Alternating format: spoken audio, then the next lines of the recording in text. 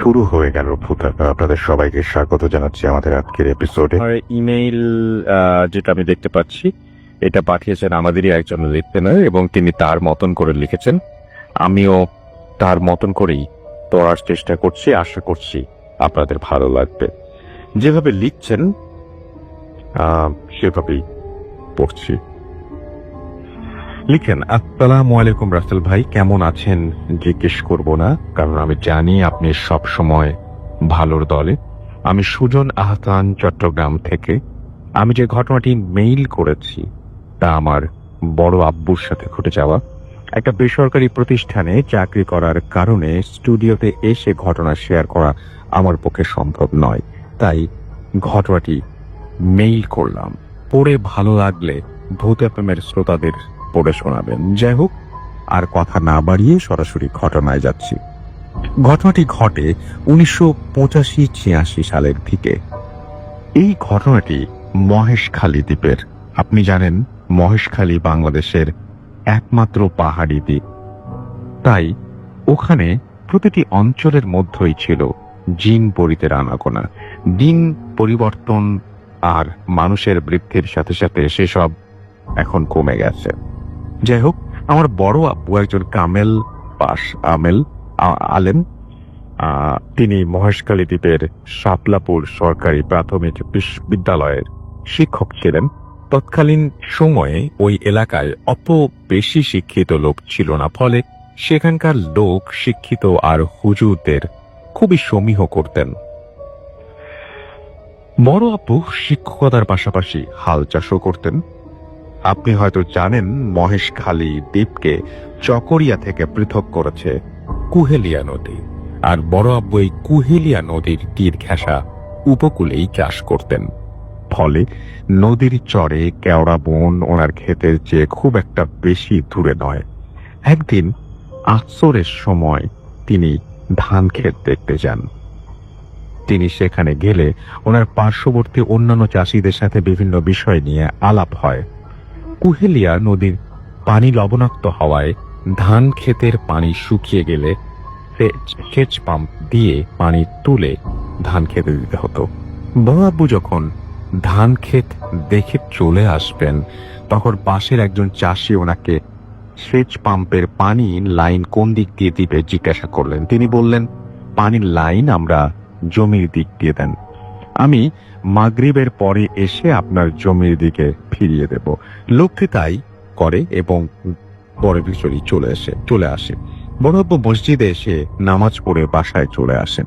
তিনি মনে মনে চিন্তা করছিলেন, সারা রাত ওনার জমিতে পানি চললে জমি পানিতে পূর্ণ হবে। ভোরবেলা এসে পানির লাইন ওই লোকটার জমির দিকে ফিরিয়ে দিলে লোকটি টেরই পাবে না। লোকটি যখন জমিতে আসবে ততক্ষণে জমিতে পানি পূর্ণ হয়ে যাবে। তিনি বাসায় এসে এশার নামাজ পড়ে খাওয়া দাওয়া সেরে ঘুমিয়ে পড়েন।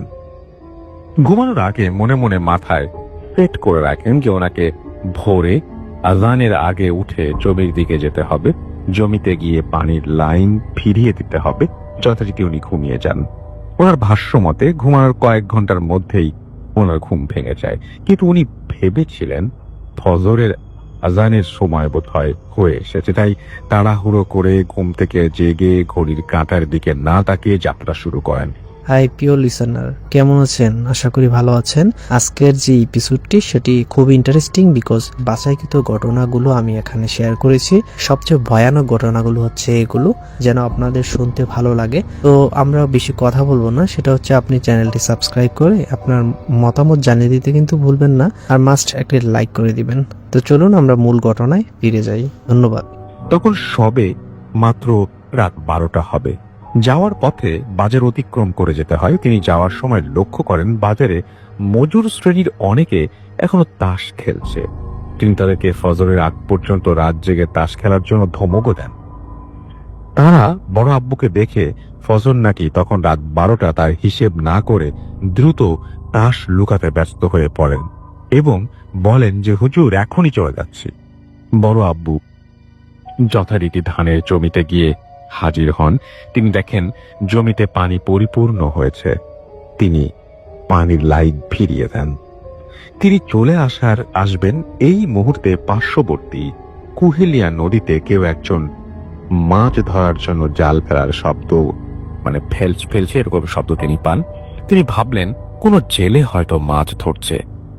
কে মাছ ধরছে জানতে চাইলে সেখান থেকে বিকৃত কণ্ঠে উত্তর আসে, আমি। কিন্তু পরক্ষণেই দুইটি মহিষ লড়াই হচ্ছে এরকম শব্দ তিনি শুনতে পান। যেদিক হতে শব্দ আসছে সেদিকে লক্ষ্য করেন। পূর্ণিমার আলোতে স্পষ্ট দেখতে পেলেন এই মহিষের সাইজ সাধারণ মহিষের চেয়ে বহুগুণ আলাদা। কিছুক্ষণ আগে যে জেলে জাল ফেলার শব্দ শুনতে পান তাও শোনা যাচ্ছে না। তিনি এবার বুঝতে পারলেন তার সাথে কিছু একটা ঘটতে চলেছে। প্রসঙ্গত বলে রাখি, বড় আব্বু ঝাড় ফুঁকের কাজ করতেন, ফলে জিন জাতি সম্পর্কে ওনার ভালো ধারণা ছিল।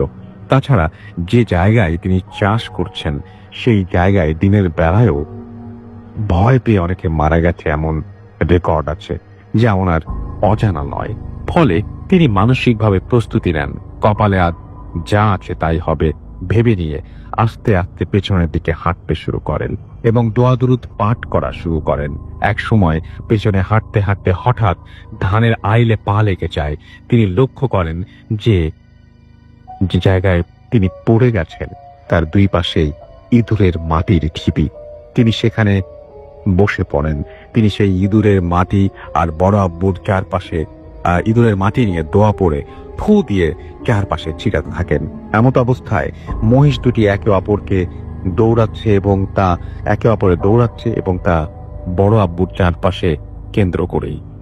তিনি খেয়াল করেন যতটুকু দূর পর্যন্ত দোয়া পাঠের থু দিয়ে মাটি ফেলা হয়েছে তার পাশ দিয়েই মহিষগুলো দৌড়াচ্ছে। ভয়ে বড় আব্বুর মুখ দিয়ে দোয়াও আসছে না। অনেক সময় তার জিহ্বা আটকে যাচ্ছে, আবার কোনো কোনো সময় দোয়াও ভুলে যাচ্ছেন। ভুল শুদ্ধ যাই হোক না কেন তিনি সমানে দোয়া পাঠ করছেন আর ফু দিয়ে চারপাশে ছিটাচ্ছেন।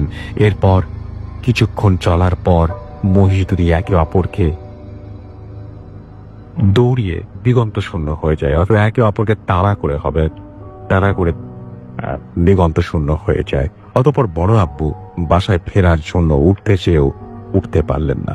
ওনার পা অবশ হয়ে গেছে, তাই তিনি যেখানে বসেছিলেন সেখানেই বসে রইলেন আর মনে মনে আল্লাহর নাম জপতে লাগলেন। একটু পরে মাছ ধরার শব্দ শুনতে পেলেন। সেদিক থেকে ৬-৭ জন বাচ্চা মেয়ের কান্না শুনতে পান, যেদিক থেকে মাছ ধরার শব্দ তিনি শুনতে পেয়েছিলেন। তিনি স্বভাবতই বাচ্চাদের প্রতি একটু আগ্রহী, বাচ্চাদের খুবই আদর করতেন। বাচ্চা মেয়ের কান্না শুনে ওনার অন্তর কেঁদে উঠল। ওনার পা অবশ থাকার কারণে আর কিছু একটা ঘটে যাওয়া ঘটনার কারণে ওইদিকে যাওয়ার সাহস তিনি করতে পারলেন না। এটা কি আসলেই বাচ্চার কান্না নাকি সেই মহিষ জোড়া বুঝতে পারছেন না। এত কিছু চিন্তার মাঝেও তিনি কিন্তু দোয়া পাঠ বন্ধ করেননি।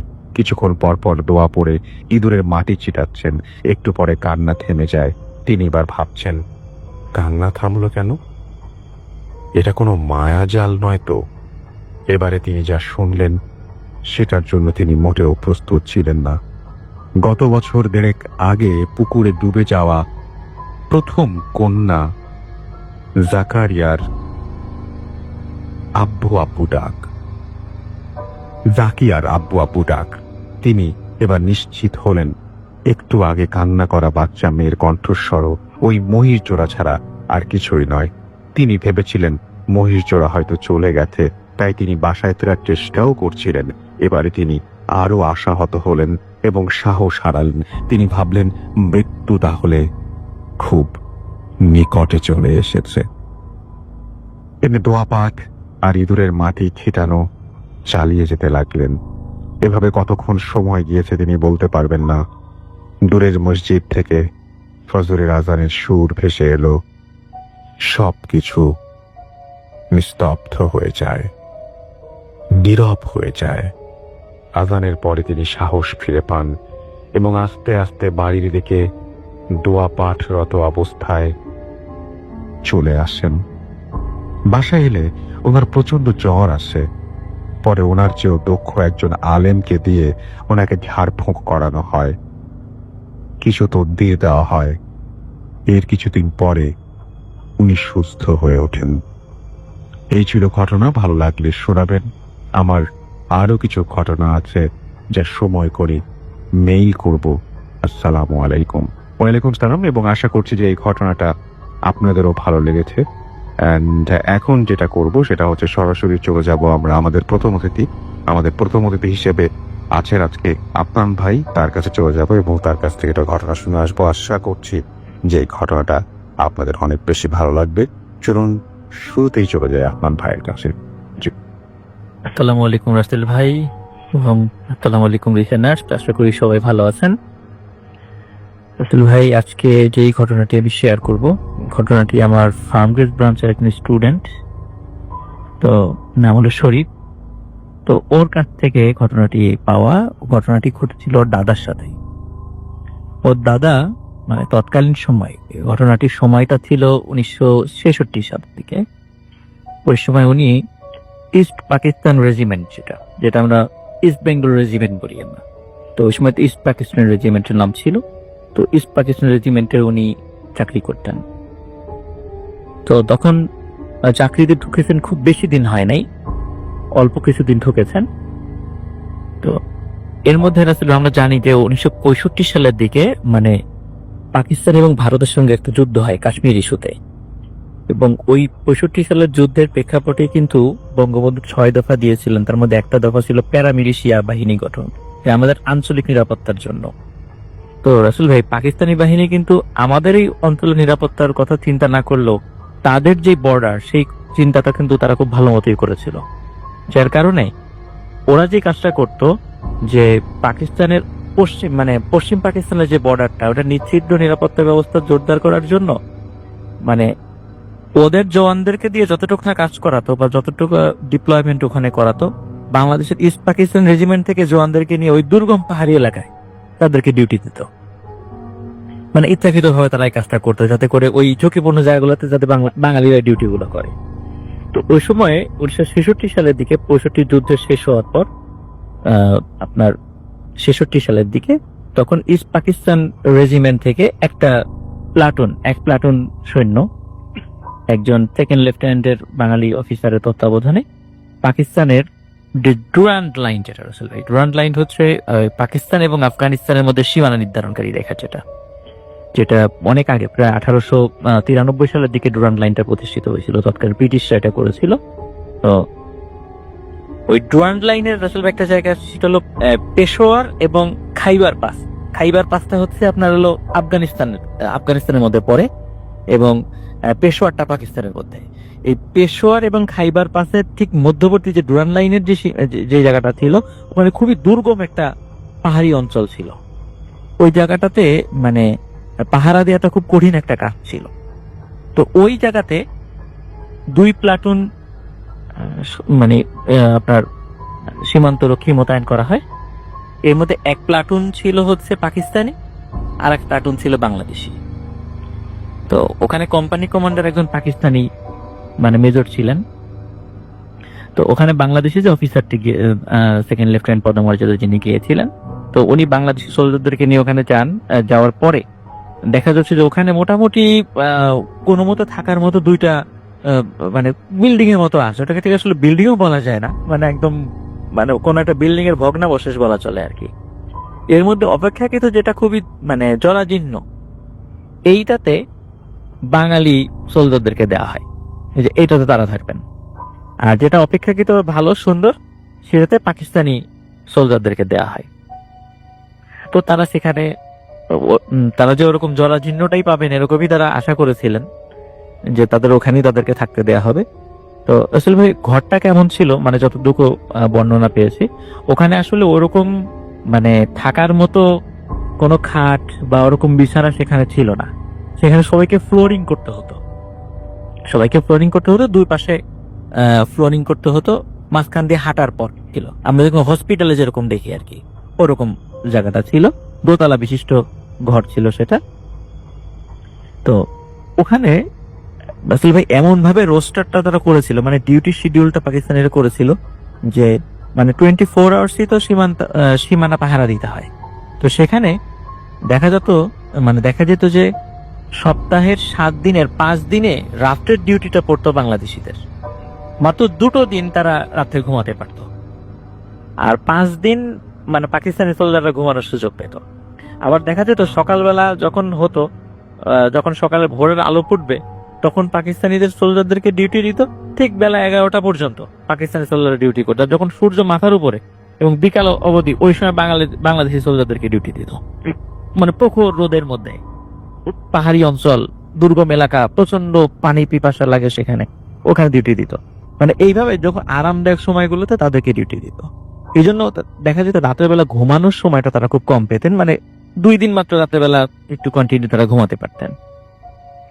তো ওই রাসেল ভাই যখন ওই যে ঘুমানোর যে সুযোগটা ওনারা পান সপ্তাহে 2 দিনে, ওই সময় রাতের বেলায় ঘটনাটা মানে ঘটা শুরু করে। এখান থেকে আসলে ঘটনাটা শুরু। তো প্রথমে মানে যার সাথে ঘটনাটা ঘটে, তো উনি রাতের বেলা ঘুমিয়ে আছেন, হঠাৎ করে উনি ফিল করছিলেন যে খস খস খস খস শব্দ। তো অনেক সময় দেখা যায় খসখস কোনো জিনিস দিয়ে যদি ফ্লোর ঝাড়ু দেওয়া যায় যেরকম একটা শব্দ হয়, অমন শব্দ।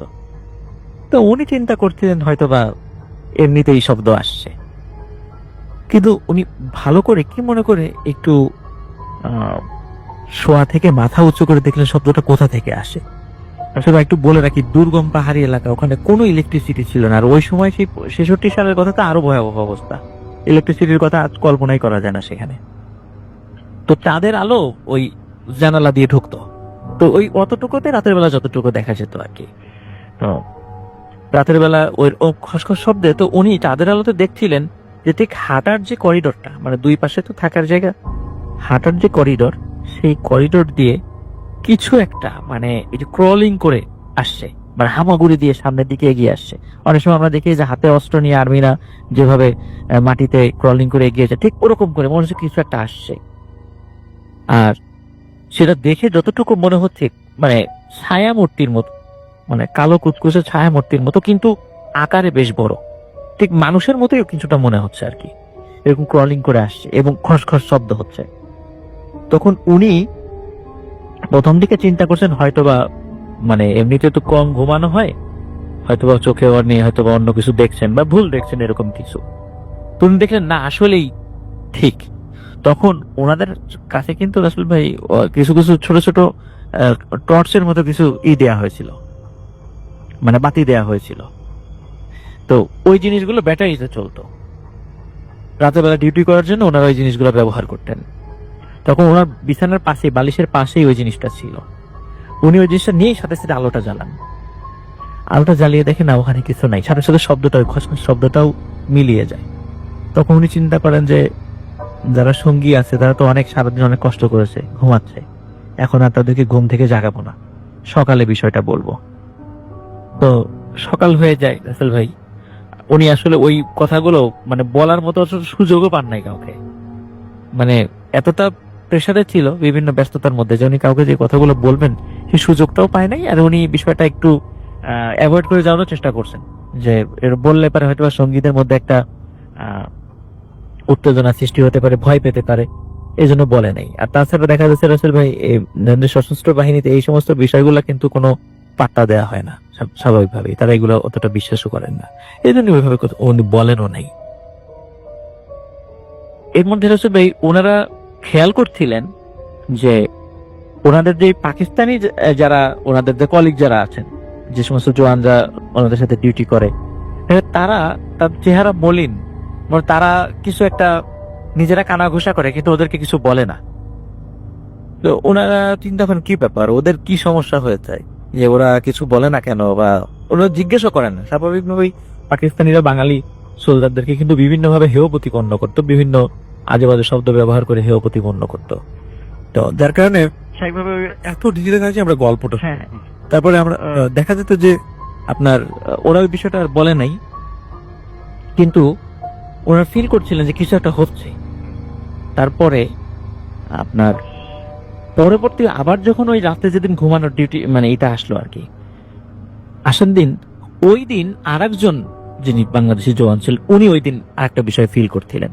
তো উনি ফিল করছিলেন মানে উনি যখন পরবর্তীতে বলেছিলেন সেটা হচ্ছে যে জানালা দিয়ে আবার দরজার নিচ দিয়ে এরকম ওই ক্রলিং করে, মানে জানালা টিকটিকি যেভাবে হেঁটে বেড়ায় ঠিক ওরকম করে দেয়াল বেয়ে বেশ কিছু জিনিস ছায়ামূর্তির মতো হেঁটে হেঁটে ওই সারা রুমের মধ্যে হেঁটে বেড়াচ্ছে। তো এই দৃশ্য দেখে উনি আসলে চিৎকার করে ওঠেন এবং সব সঙ্গী সাথীদের ঘুম ভেঙে যায়। তো ঘুম ভেঙে যাওয়ার পর তখন তারা উঠে দেখে কিছুই নাই। তখন তাদের মানে ওখানে কিছু ছিল না। না, ওখানে দেখে যে না কিছু নাই আলো জ্বালানোর পরে। ইন্টারেস্টিং। তখন আর কি প্রথম যিনি দেখেছিলেন উনি বলেন যে হ্যাঁ আমিও তো একদিন এরকম দেখেছিলাম, কিন্তু কাউকে তো বলি নাই, তোমরা ভয় পাবা এই চিন্তা করে কাউকে বলি নাই। তখন বলে যে আসলে এখানে কোনো সমস্যা আছে। কিন্তু ওনাদের ওই রাতের বেলা চিৎকার চেঁচামেচি ওই পাশের যার বিল্ডিং এ ছিল ওনারাও চলে আসেন যে কি হয়েছে। তখন এই ধরনের তখন বিষয়গুলো শেয়ার হয়, তখন একে অন্যের সাথে শেয়ার করেন, হ্যাঁ আমাদের ওখানে ওই ধরনের সমস্যা হচ্ছে, আমরাও দেখতে কিন্তু তোমাদেরকে বলি নাই।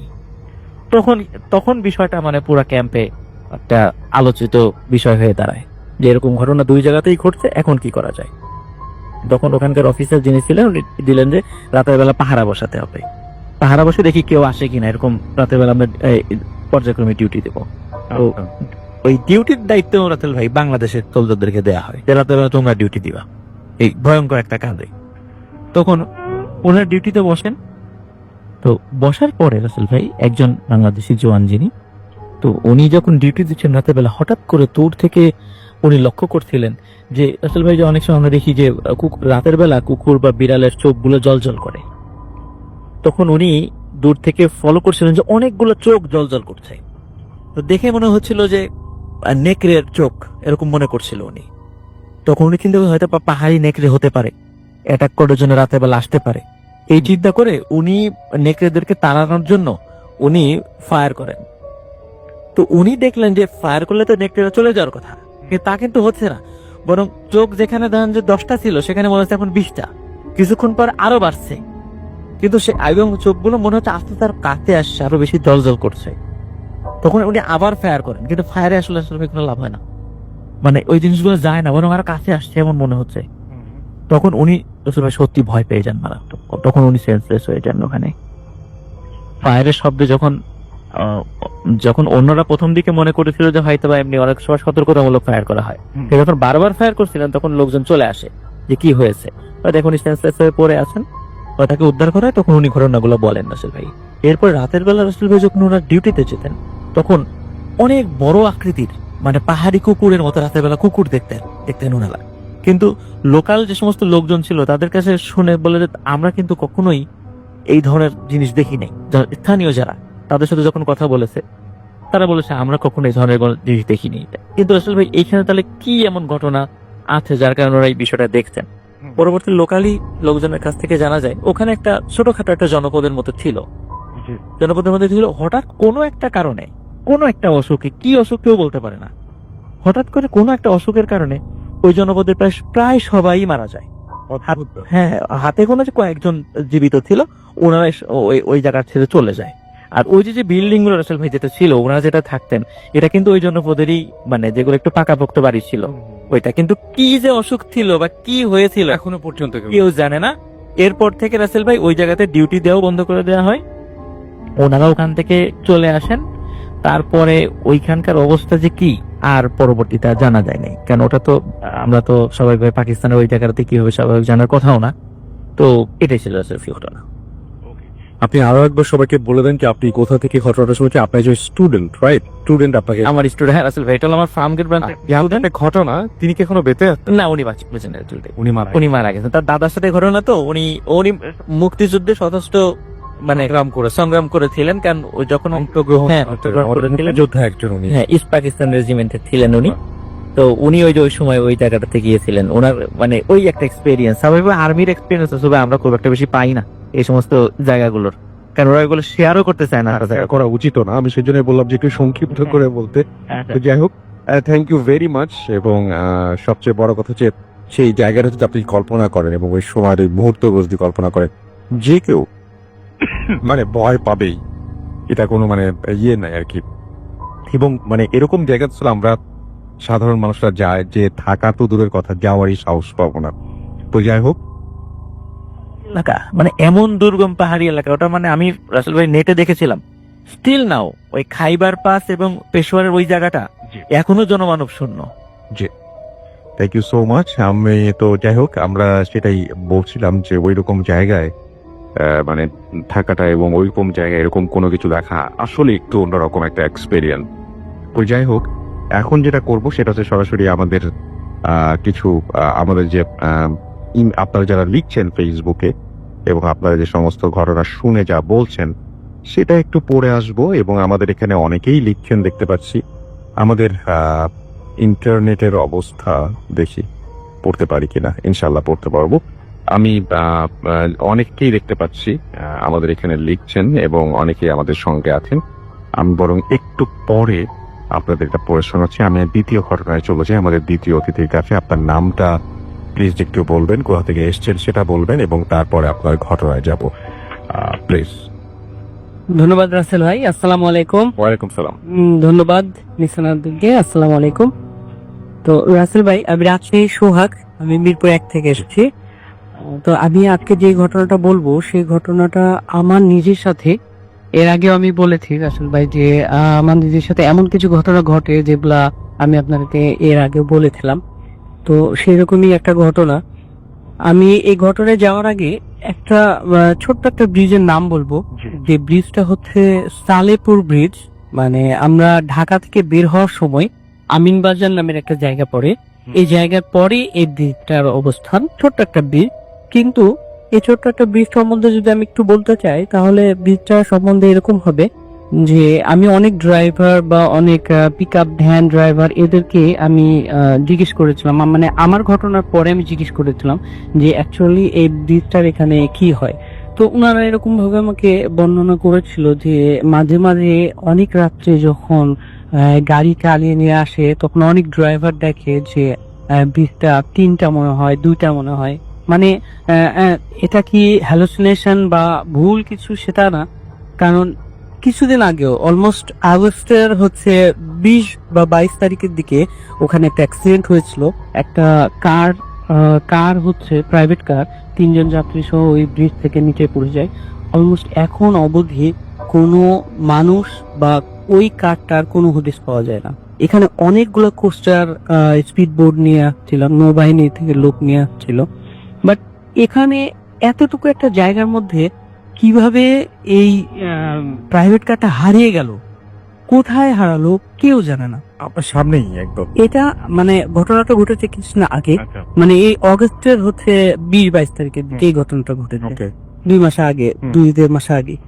সো আমার ঘটনা যেটা সেটা হচ্ছে এই ব্রিজের এখানেই। এটা হচ্ছে এপ্রিল এই 2019 2009 এপ্রিলে আমার এই ঘটনাটা ঘটে। তখন হচ্ছে সেই দিনকে আমি যে কাজটা করেছিলাম, আমার ফ্রেন্ডের ওখানে গিয়েছিলাম। আমার ফ্রেন্ডের বাড়িটা ছিল হচ্ছে সাভার উপজেলার তেঁতুলঝরা ইউনিয়নে। তো আমি একটা কোনো একটা কাজে সেখানে গেছিলাম, দেন ওখানে কাজটা সারতে আমার রাত্রি হয়ে যায়, লাইক 10:30 বেজে যায়। তো আমি আমার ফ্রেন্ডকে বললাম যে আমি রাত্রে তো থাকবো না, আমি চলে যাব। তখন আমার ফ্রেন্ড বলছে কি যে এটা তো ঠিক হবে না, কেমন হলো, তো 10:30 বাজছে, তুমি এখন কিভাবে যাবা? সোয়ার তখন বাইরে বের হয়ে দেখছি ঝিপঝিপ করে বৃষ্টি হচ্ছে। তো আমি কোনোভাবে হেমায়তপুর মানে বাজারে ওখানে চলে আসি, তেঁতুলঝাড়ি ইউনিয়নের ওখান থেকে হেমায়তপুর বাজারে চলে আসলাম। ওখানে আস্তে আস্তে আমার মোটামুটি 10:15 বেজে যায়। তো 10:15 বেজে যাচ্ছে, এরপরে দেখছি আমি যেটা ছোট ছোট যে চায়ের দোকানগুলা, যেহেতু রাত্রে বৃষ্টি হচ্ছে চায়ের দোকানগুলো বন্ধ হয়ে গেছে। আর গুটি কয়েক কিছু লোক যেগুলো আছে রাস্তার পাশে হাঁটাহাঁটি করছে, এরাও আস্তে আস্তে আস্তে আস্তে সবাই চলে যাচ্ছে। আমি রাস্তার পাশে দাঁড়িয়ে আছি, ওই হিমায়তপুরের যে ব্রিজ আছে ওভারব্রিজটা, এই ওভারব্রিজের নিচে দাঁড়িয়ে আছি, বাট কোনো লোকাল গাড়ি আসছে না। আমি অলমোস্ট খেয়াল করছি এখানে অনেক বড় বড় গাড়িগুলো যেটা 900 কোচ এগুলো চলে যাচ্ছে, বাট লোকাল গাড়িগুলো একটাও আসছে না। অলমোস্ট যখন হচ্ছে 11:30 বাজে তখন দেখছি একটা রিক্সাওয়ালা হেমায়তপুর ওই দিক থেকে আসছে, মানে আমিন বাজারের দিকে যাচ্ছে। সো আমি রিক্সাওয়ালাকে ডাকলাম। রিক্সাওয়ালা যখন কাছে আসলো আমার, তখন আমি দেখছি যেটা যে রিক্সাওয়ালার গোটা গায়ে মানে আমি এটা খেয়াল করেছি, বাট রিক্সাওয়ালাকে সেইভাবে খেয়াল করিনি যে রিক্সাওয়ালার গোটা গায়ে প্লাস্টিক দিয়ে জড়ানো। আপনাকে একটা একটা কথা বলি রাসেল ভাই, যেটা হচ্ছে যে বৃষ্টি হলে যেরকম ভাবে জড়ানো থাকে এরকম কিছু। এরকম কিছু না, মানে বৃষ্টি হলে আমরা কি একটা প্লাস্টিক পরে নিলাম, প্লাস্টিকটা ফাঁকা থাকে না, পুরে প্লাস্টিকটা ফাঁকা থাকে, গায়ের সাথে টাচ করে না, এরকম একবারে ইজি থাকে। বাট ওই রিক্সাওয়ালার শরীরে প্লাস্টিকটা একেবারে জড়ানো, মনে হচ্ছে কেউ একজন জড়াই দিয়েছে আচ্ছা, এরকম। তো আমি এটা কোনো কিছু মনে করিনি, যেহেতু বৃষ্টি হচ্ছে আমি রিক্সায় উঠে গেলাম। উঠে যে বললাম যে মামা আমি আমিনবাজারে যাবো, উনি আমাকে বললো, শুধুমাত্র বললো কি যে উঠেন, ব্যাস এইটুকুই, আর কিছু না। পরে আমি রিক্সায় উঠার পরে যখন রিক্সা চলতে লাগছে তখন আমি জিজ্ঞেস করলাম যে মামা কি ব্যাপার, তোমার গায়ে এভাবে মানে প্লাস্টিক গুলো জড়ানো কেন? সে আমাকে কোনো উত্তর করলো না, রিক্সা চালিয়ে যাচ্ছে। আমি আস্তে আস্তে যে ব্রিজের কথা বললাম একটু আগে, যে সালেপুর ব্রিজ, এই ব্রিজ থেকে মোটামুটি 70 গজ বা 80 গজ দূরে, ব্রিজ থেকে এত দূর ডিস্টেন্সে এসে রিক্সাওয়ালা আমাকে বলছে কি যে মামা আমি আর যাব না, আমার রিক্সায় চার্জ নেই। আমি আশ্চর্য হয়ে গেলাম, তখন বাজে রাত্রি 12টা, তখন 12টা বাজে, আমি আশ্চর্য হয়ে গেছি। তখন আমি বলছি যে কি ব্যাপার মামা, আপনি এই কথা বলছেন না, এখন আমি এই রাত্রে আমি কোথায় যাব আপনি বলতে পারেন, আমি কিভাবে যাব? তখন বলছে আমি জানি না। তখন বলছে তাহলে আমি ভাড়া দিব না, আমি আপনাকে যতটুকু এসছেন ততটুকু ভাড়া দিব। সে কিচ্ছু বললো না, চুপচাপ। আমি যখন রিক্সা থেকে নেমেছি, আশ্চর্য বিষয়টা যেটা, যে আমি রিক্সা থেকে নামার পরে এক ধাপ, তারপরে এক ধাপ দিয়েছি, মানে রিক্সা থেকে এক পা দিয়েছি, পরের পাটা যখন ধাপ দিয়েছি, ধাপ দিয়ে পিছিয়ে তাকে দেখছি রিক্সাওয়ালা নেই। আমার চোখের সামনে থেকে রিক্সাওয়ালাটা ম্যানিশ হয়ে গেল। আমি বুঝলাম না যে রিক্সাওয়ালাটা যদি রিক্সা ঘুরাতো, ঘুরে যদি বলতো যে আমি এখন হেঁটে হেঁটে চলে যাব, তাও একটু সময় নিত। মানে আমি শুধুমাত্র পিছন ফিরে মানিব্যাগটা বের করে টাকা দিতে যাবো, তখন দেখছি কোনো রিক্সা নাই, কেউ নাই, মানে রিক্সা একেবারে সহজেই নাই, সবকিছু নাই। এখন আমি কি করব? এখন আমার একটু ভীতি সঞ্চয় হয়েছে যে আমি কি ব্যাপার, এখানে কি হলো আমার সাথে। পরে আমি মনে মনে করছি যে যাই হোক, আমাকে এখন হাঁটা ধরতে হবে। রাত্রি 12টা বাজে, অলমোস্ট 12টা বেজে গেছে। দেন আমার কিছু করার নাই, আমাকে এখন যেতেই হবে। আমি হাঁটা শুরু করেছি ওই ব্রিজের দিকে। ব্রিজের থেকে যখন মোটামুটি 50 গজ দূরে কাছাকাছি চলে এসেছি, 50 গজের ভেতরে চলে এসেছি, তখন আমি যে জিনিসটা দেখলাম যে ব্রিজের উপরে 3 জন লোক দাঁড়িয়ে আছে। এখন এখানে যে ফ্ল্যাশিং হচ্ছে বা রাত্রে যে গাড়ি যাচ্ছে, এটা আমার খেয়াল নাই যে গাড়ি যাচ্ছে, কিন্তু ফ্ল্যাশিং যে হচ্ছে, আকাশে যে ফ্ল্যাশিং হচ্ছে, এই ফ্ল্যাশিং এ আমি দেখতে পাচ্ছি যে ওখানে 3 জন লোক দাঁড়িয়ে আছে। তো স্বভাবত ওখানে যেহেতু ইন্ডাস্ট্রিয়াল বেশ কিছু জায়গা আছে, ওখানে আমি লোককে আশা করতেই পারি। আমি মনে মনে করছি যে যেহেতু লোক দাঁড়িয়ে আছে, আমি তাহলে এগিয়ে যাই। এগিয়ে যাওয়ার সময়তে মোটামুটি যখন আরেকটু কাছে গেছি, তখন দেখছি যে জিনিসটা দেখছি সেই জিনিসটা মানে আমার এতটা মানে আশা করিনি আমি, যে ওই ব্রিজের নিচ থেকে আরো কিছু মানুষ উঠে আসছে। সেটা হচ্ছে মানুষের মতো না, জীব জানোয়াররা যেভাবে হাঁচর পাচর করতে করতে উপর থেকে উঠে আসে, ঠিক একইভাবে ওইভাবে উঠে আসছে। উঠে এসে প্রায় 10-12 জন লোক ওই জায়গায় দাঁড়িয়ে গেল। 10-12 জন লোক যখন দাঁড়িয়ে গেল, তখন আমি ওই যে ফ্ল্যাশিং হচ্ছে, এই ফ্ল্যাশিং এ দেখলাম যে প্রত্যেক জনের গায়ে একইভাবে প্লাস্টিক জড়ানো, কিন্তু তাদের চেহারাটা আমি দূর থেকে বুঝতে পারছি না। এখন কিছুক্ষণ পরে দেখতে দিই তারা মুভ করা শুরু করেছে আমাদের। যখন মুভ করা শুরু করেছে, তখন আমি 2 কদম পিছিয়ে সরেছি। মানে যখন মুভ করা শুরু হয়েছে, তখনই আমার মনে হয়েছে যে হ্যাঁ, আমার সাথে এবার অন্য কিছু একটা ঘটতে যাচ্ছে। আসলে এই সময়টাতে যদি মানে একটা কথা বলি রাসূল ভাই, যেটা যে মানুষ ভয় পেলে যদি দিশেহারা হয়ে যায়, তখনই মানুষকে মানে অনেকভাবে অ্যাটাক করার চেষ্টা করে। তো আল্লাহর রহমতে যে জিনিসটা আমি করেছি, যে আমি শুধুমাত্র 2টা কদম পিছিয়ে সরেছি। সরার পরে একটা বড় করে বৃত্ত দিয়েছি। আয়াতুল কুরসি পড়ছিলাম, আয়াতুল কুরসি পড়তে পড়তে একটা বড় করে বৃত্ত দিয়েছি। বৃত্ত দেওয়ার পরে ওর ভেতরে আরো একটা বৃত্ত দিয়েছি। বৃত্ত দিয়ে সেই বৃত্তের ভিতরে আমি দাঁড়িয়ে আছি। আর যেহেতু বৃষ্টি পড়ছে, ঝিপ ঝিপ ঝিপ ঝিপ করে বৃষ্টি পড়ছে, আমি আয়াতুল কুরসি পড়ছি আর ওই বৃষ্টির পানি ধরে আমার মুখে দিচ্ছি। আর পানিগুলা ধরে আছি যে যদি কিছু হয় তাহলে আমি পানিগুলা ছিটাবো। যেটা বললেন একটু আগে রাসেল ভাই, যে ইঁদুরের মাটিগুলা ছিটাচ্ছিল, ঠিক মানে এরকমই কিছুটা, যে আমি পানিগুলা ছিটাবো, যেহেতু আমার হাতে পানি জমছে, বৃষ্টির ঝিপ ঝিপ করে পানি জমছে, এই পানিটা আমি ছিটাবো। দেন আমি যে জিনিসটা দেখছি যে ওরা একেবারে আমার কাছে চলে এসেছে, বাট প্রথম যে সার্কেলটা আমি দিয়েছি এই সার্কেলটা তারা পার করতে পারছে না, বা তারা তারা চারিদিকে ঘিরে আছে আমাকে। আর আমি যে জিনিসটা খেয়াল করলাম সেটা হচ্ছে যে তাদের এক একজনের মুভমেন্টটা এক এক রকম। কেউ আমার দিকে এক পলকে তাকিয়ে আছে, কেউ খুব আর্তনাদ করছে, কেউ হাঁটছে, খুব জোরে জোরে হাঁটছে, কেউ কান্না করছে, আর কেউ আবার খুব অ্যাগ্রেসিভ, মানে আমাকে যদি পায় তার একেবারে ছিঁড়ে কুড়ে খেয়ে ফেলে এরকম। আমি সবগুলো আমার সামনে দেখছি একেবারে, মানে ইন ফ্রন্ট অফ মাই আইস একেবারে এই ঘটনাগুলো ঘটে যাচ্ছে। আমি বুঝতে পারছি না যে আমি কি দেখছি এগুলো। এরপরে যখন আমি মানে পানিটা নিয়ে আছি, যখন রাত্রি 2:30 বাজে বা কি বলে 2:15 2:30 বাজে, তখন আমার পিছন থেকে একটা পিক আপ থেমে আমার গায়ে ওই পিক আপ ভ্যানের ড্রাইভার উনি নেমে এসে আমাকে আমার গায়ে হাত দিয়ে বলে, ভাই। প্রথমবার যখন বলে আমার কোনো টেন্স নাই, পরেরবার যখন একটু জোরে করে ধাক্কা দেয় তখন আমি চমকে উঠি। একেবারে মনে হচ্ছে যে আমার ভেতরে আমার হার্টবিটটা মনে হচ্ছে বন্ধ হয়েছিল, উনি ফোর্স করার সাথে সাথে আমার হার্টবিটটা চলে এসেছে এইরকম। আচ্ছা, দেন আমি ওনাকে বলছি, উনি আমাকে জিজ্ঞেস করছে যে ভাই আপনি এত রাত্রে এখানে কি করছেন, আর আপনি বৃষ্টির মধ্যে দাঁড়িয়ে আছেন কিসের জন্য, বৃষ্টির মধ্যে কেন দাঁড়িয়ে আছেন? আমি তখন ওনাকে বললাম যে কেন ভাই, আপনি কি আমার সামনে কাউকে দেখেননি? তখন উনি আমাকে বলছে যে না। যখন তিনি আমাকে বললেন যে না, তখন ওনাকে আমি আর কিছু বলিনি।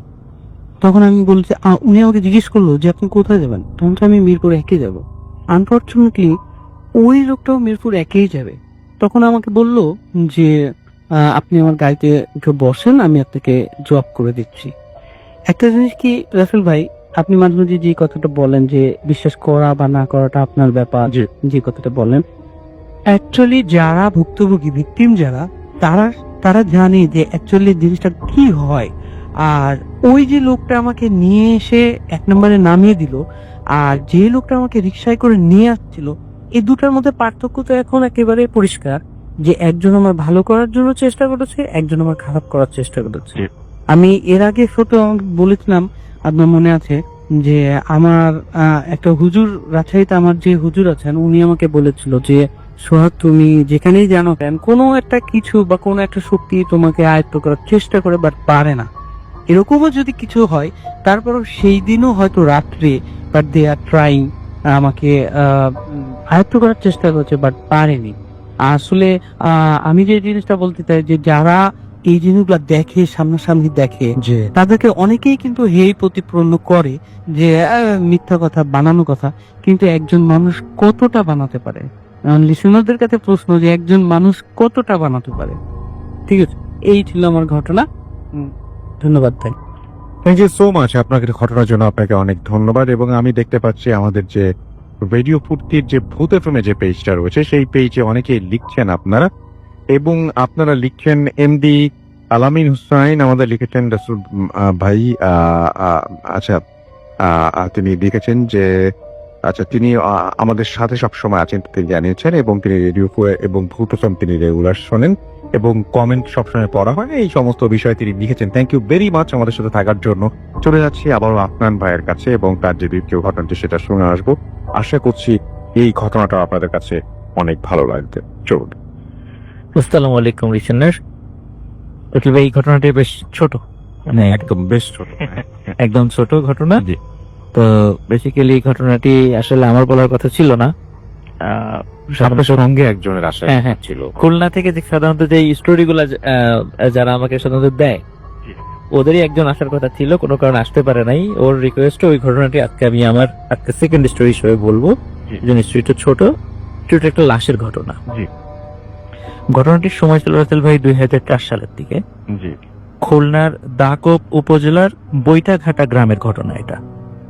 জি, তো একজন ভ্যান চালকের সাথে ঘটনাটি ঘটে। ঘটনার কিছু অংশ রাসেল ভাই একটু কমন, আমি আগে থেকে বলে দিলাম। সাধারণত বিষয়টা একটু কমন, এই জন্য বলছিলেন যে এই ঘটনাটা একটু কমন আর কি। সাধারণত আমি একটু অ্যাভয়েড করে যাই কমন বিষয়গুলো, তারপর আজকে বলছি আর কি। আশা করি লিসেনারদের ভালো লাগবে আর কি। তো ঘটনাটি তার সঙ্গে ঘটছিল একজন ভ্যান চালক। উনি শুধু যে ভ্যানে বিভিন্ন মালটাল টানতেন তা না, অনেক সময় দেখা যেত যে অসুস্থ রোগী, এমনকি যদি কখনো পুলিশ খবর দিত, বিভিন্ন লাশও উনি ওনার ভ্যানে নিয়ে আসতেন আর কি, বিভিন্ন গ্রামে উনি পৌঁছে দিতেন। তো 2004 সালে একটা পুরুষ মানুষ উনি বিষ খেয়ে আত্মহত্যা করেছিলেন। তো তার লাশটি খুলনা সদর যে হসপিটাল, সেই সদর হসপিটালে পোস্টমর্টেম বা আনুষঙ্গিক কাজটা শেষ করতে করতে বেশ রাত হয়ে যায়। তো উনি খুব সাহসী লোক ছিলেন এবং পত্র এলাকায় ওনার বেশ সুনাম ছিল, খুব ইয়াং ম্যান ছিলেন আর কি। তো যার কারণে লাশ পুলিশ পরিবারকে বুঝিয়ে দেন। তো পরিবার বলেন যে আমরা অন্য একটা ভ্যানে চলে আসতেছি, তুমি লাশটা নিয়ে চলে আসছো তাড়াতাড়ি। তো উনি বলেন যে আমার সাথে অন্য কোনো লোকের প্রয়োজন নাই, আপনারা নিশ্চিন্ত মনে বাসায় চলে যান, আমি লাশ নিয়ে চলে আসছি। তো সবাই বিশ্বাস করে তারা আগে আগে বাসায় চলে যান, লাশের অপেক্ষা করছিলেন বাড়িতে গিয়ে। তো উনি একাই লাশ নিয়ে আসছিলেন। তো কোনো কারণে ওনার প্রতিমধ্যে ওনার ভ্যানটা আবার একটু খারাপ হয়ে যায়, যার কারণে ও সেটা আবার মেরামত করে আবার ফিরতে ফিরতে আর একটু দেরি, ঘন্টাখানেক দেরি হয়ে যায় আর কি। বেশ লেট হয়ে যায়। বেশ লেট হয়ে যায়। এটা আসলে অনাকাঙ্ক্ষিত ছিল যে এটা হবে, এমনিতেই টায়ার পাংচার হয়ে যায়, এগুলো ঠিকঠাক করতে। আবার সন্ধ্যার পরে একটু গ্রাম অঞ্চল, মেকারও পাওয়া যাচ্ছিল না, এই জন্য একটু দেরি হয়ে যায় আর কি। তো উনি যখন ফিরছিলেন লাশ নিয়ে, তো ওই বৈটাঘাটা গ্রামের মানে মাঝখান দিয়ে চলে গেছে, একটু খুব ভালো রাস্তা আর কি, পাকা রাস্তা। তো একটা জায়গায় একটা ব্রিজ রয়েছে। তো ব্রিজে ওঠার সময় বেশ মানে একটু উঁচু হয়ে ব্রিজে উঠতে হবে এবং নামার সময় আবার বেশ ঢালু। তো উনি যখন ব্রিজটা যখন উঠবেন, তখন উনি ভ্যানের সিট থেকে নেমে হাত ধরে টেনে টেনে ব্রিজের উপরে ওঠানোর চেষ্টা করেন। হঠাৎ দেখলেন যে কি ব্যাপার, ভ্যানটা আটকে গেল কেন। তো পিছন দিকে তাকিয়ে দেখে মোটামুটি 6-7 বছরের একটা ছোট্ট মেয়ে, ফ্রক পর একটা মেয়ে, সে মানে চুল এলোমেলো, সে 2 হাত ধরে ভ্যানটা টেনে ধরে রাখছে, মানে সে উঠতে দেবে না। তা উনি মনে করেছেন যে আশেপাশের মানে ওটা কিন্তু একদম মানে জনমানবহীন এলাকা ছিল না রাসেল ভাই, আশেপাশে ঘর বাড়ি ছিল। তো উনি চিন্তা করেছেন হয়তো আশেপাশে বাড়ির কোনো দুষ্টু মেয়ে সে এসে ওই ভ্যানটা টেনে ধরেছে। আচ্ছা, তো উনি খুব বকাঝকা করেন, এই এত রাত্রে কি করে, যাও চলে যাও, এরকম বলে দেখেন সেই মেয়েটা ছেড়ে দিয়ে আবার দৌড়ে চলে গেল। তো উনি চিন্তা করেন যাক আপদ বিদায় হয়েছে। তখন উনি স্বাভাবিকভাবেই ভ্যানটা ব্রিজে উঠিয়ে আবার ভ্যানে উঠে যখন নামা শুরু করেন, বেশ দ্রুত গতিতেই ভ্যানটা নামছিল। তো হঠাৎ করে উনি চিন্তা করলেন কি ব্যাপার, ভ্যানে একটু ভার বেশি মনে হচ্ছে আগে থেকে। তো পিছন দিকে তাকিয়ে দেখেন ওই মেয়েটা ভ্যানের পিছনে মানে বসে আছে এবং পা দুলিয়ে বেশ মানে আয়েশ করে বসে আছে। তো উনি ওই ভ্যান দ্রুত গতিতে যাচ্ছিল, উনি ভ্যানটা একটু গতি কমিয়ে দিয়ে ব্রেক করে সাইডে নিয়ে এসে তখন বলেন, এই তুমি এখানে কি চাও, কি করো? তো কিছু ওই মেয়েটা কিছুই বলে না, শুধু হাসে আর কিছু বলে না।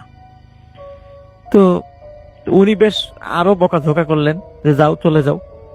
তো তাও যায় না। শেষ পর্যন্ত উনি মানে এতটাই বিরক্ত হন যে উনি ভ্যানটা রেখে রাস্তার পাশে গিয়ে একটা লাঠি ভাঙে, একটা মানে গাছ ভেঙে একটা লাঠি তৈরি করে ওকে তাড়া করেন। বেশ দেখে যায় মেয়েটা আবার চলে গেল, ওই লাঠি মানে তাড়া খেয়ে চলে গেল। তো উনি আবার ভ্যান চালানো শুরু করেন। তো এখন রাসেল ভাই আর একটা অদ্ভুত ঘটনা ঘটে, সেটা হচ্ছে উনি হঠাৎ করে কি মনে হচ্ছে পিছনে একটু নড়াচড়ার শব্দ। তো পিছন দিকে তাকিয়ে দেখেন ওই মেয়েটি ওনার ঠিক পিছনে বসে আছে এবং সাধারণত ভ্যানে একদম ড্রাইভারের দুপাশে কিন্তু আমরা বসার জায়গা আছে ভ্যানের। ভ্যান কিন্তু রাসেল ভাই রানিং চলা অবস্থায় কিন্তু কখনো ড্রাইভারের ওই পাশে ওটা বসা যায় না, থামার পরে তারপর উঠে বসতে হয় ধীরে সুস্থে। দেখে ওই মেয়েটি ওনার ঠিক পিছনে ওইভাবে বসে আছে। তো উনি এইবার রাসেল ভাই খুব ভয় পান। প্রথম দিকে উনি দুই সময় কখনোই মনে হয় নাই যে এটা অন্য কিছু হতে পারে।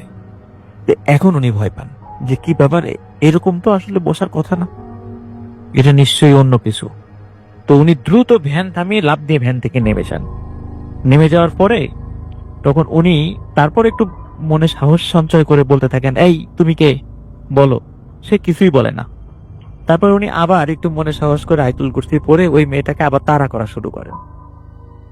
রাসেল ভাই উনি দেখছিলেন যে মেয়েটা আবার দৌড়ে সে ব্রিজের উপর উঠে গেল, এবং ব্রিজের উপরে উঠে যাওয়ার পর ব্রিজের দুই পাশটা সাধারণত রাসেল ভাই একটু উঁচু থাকে।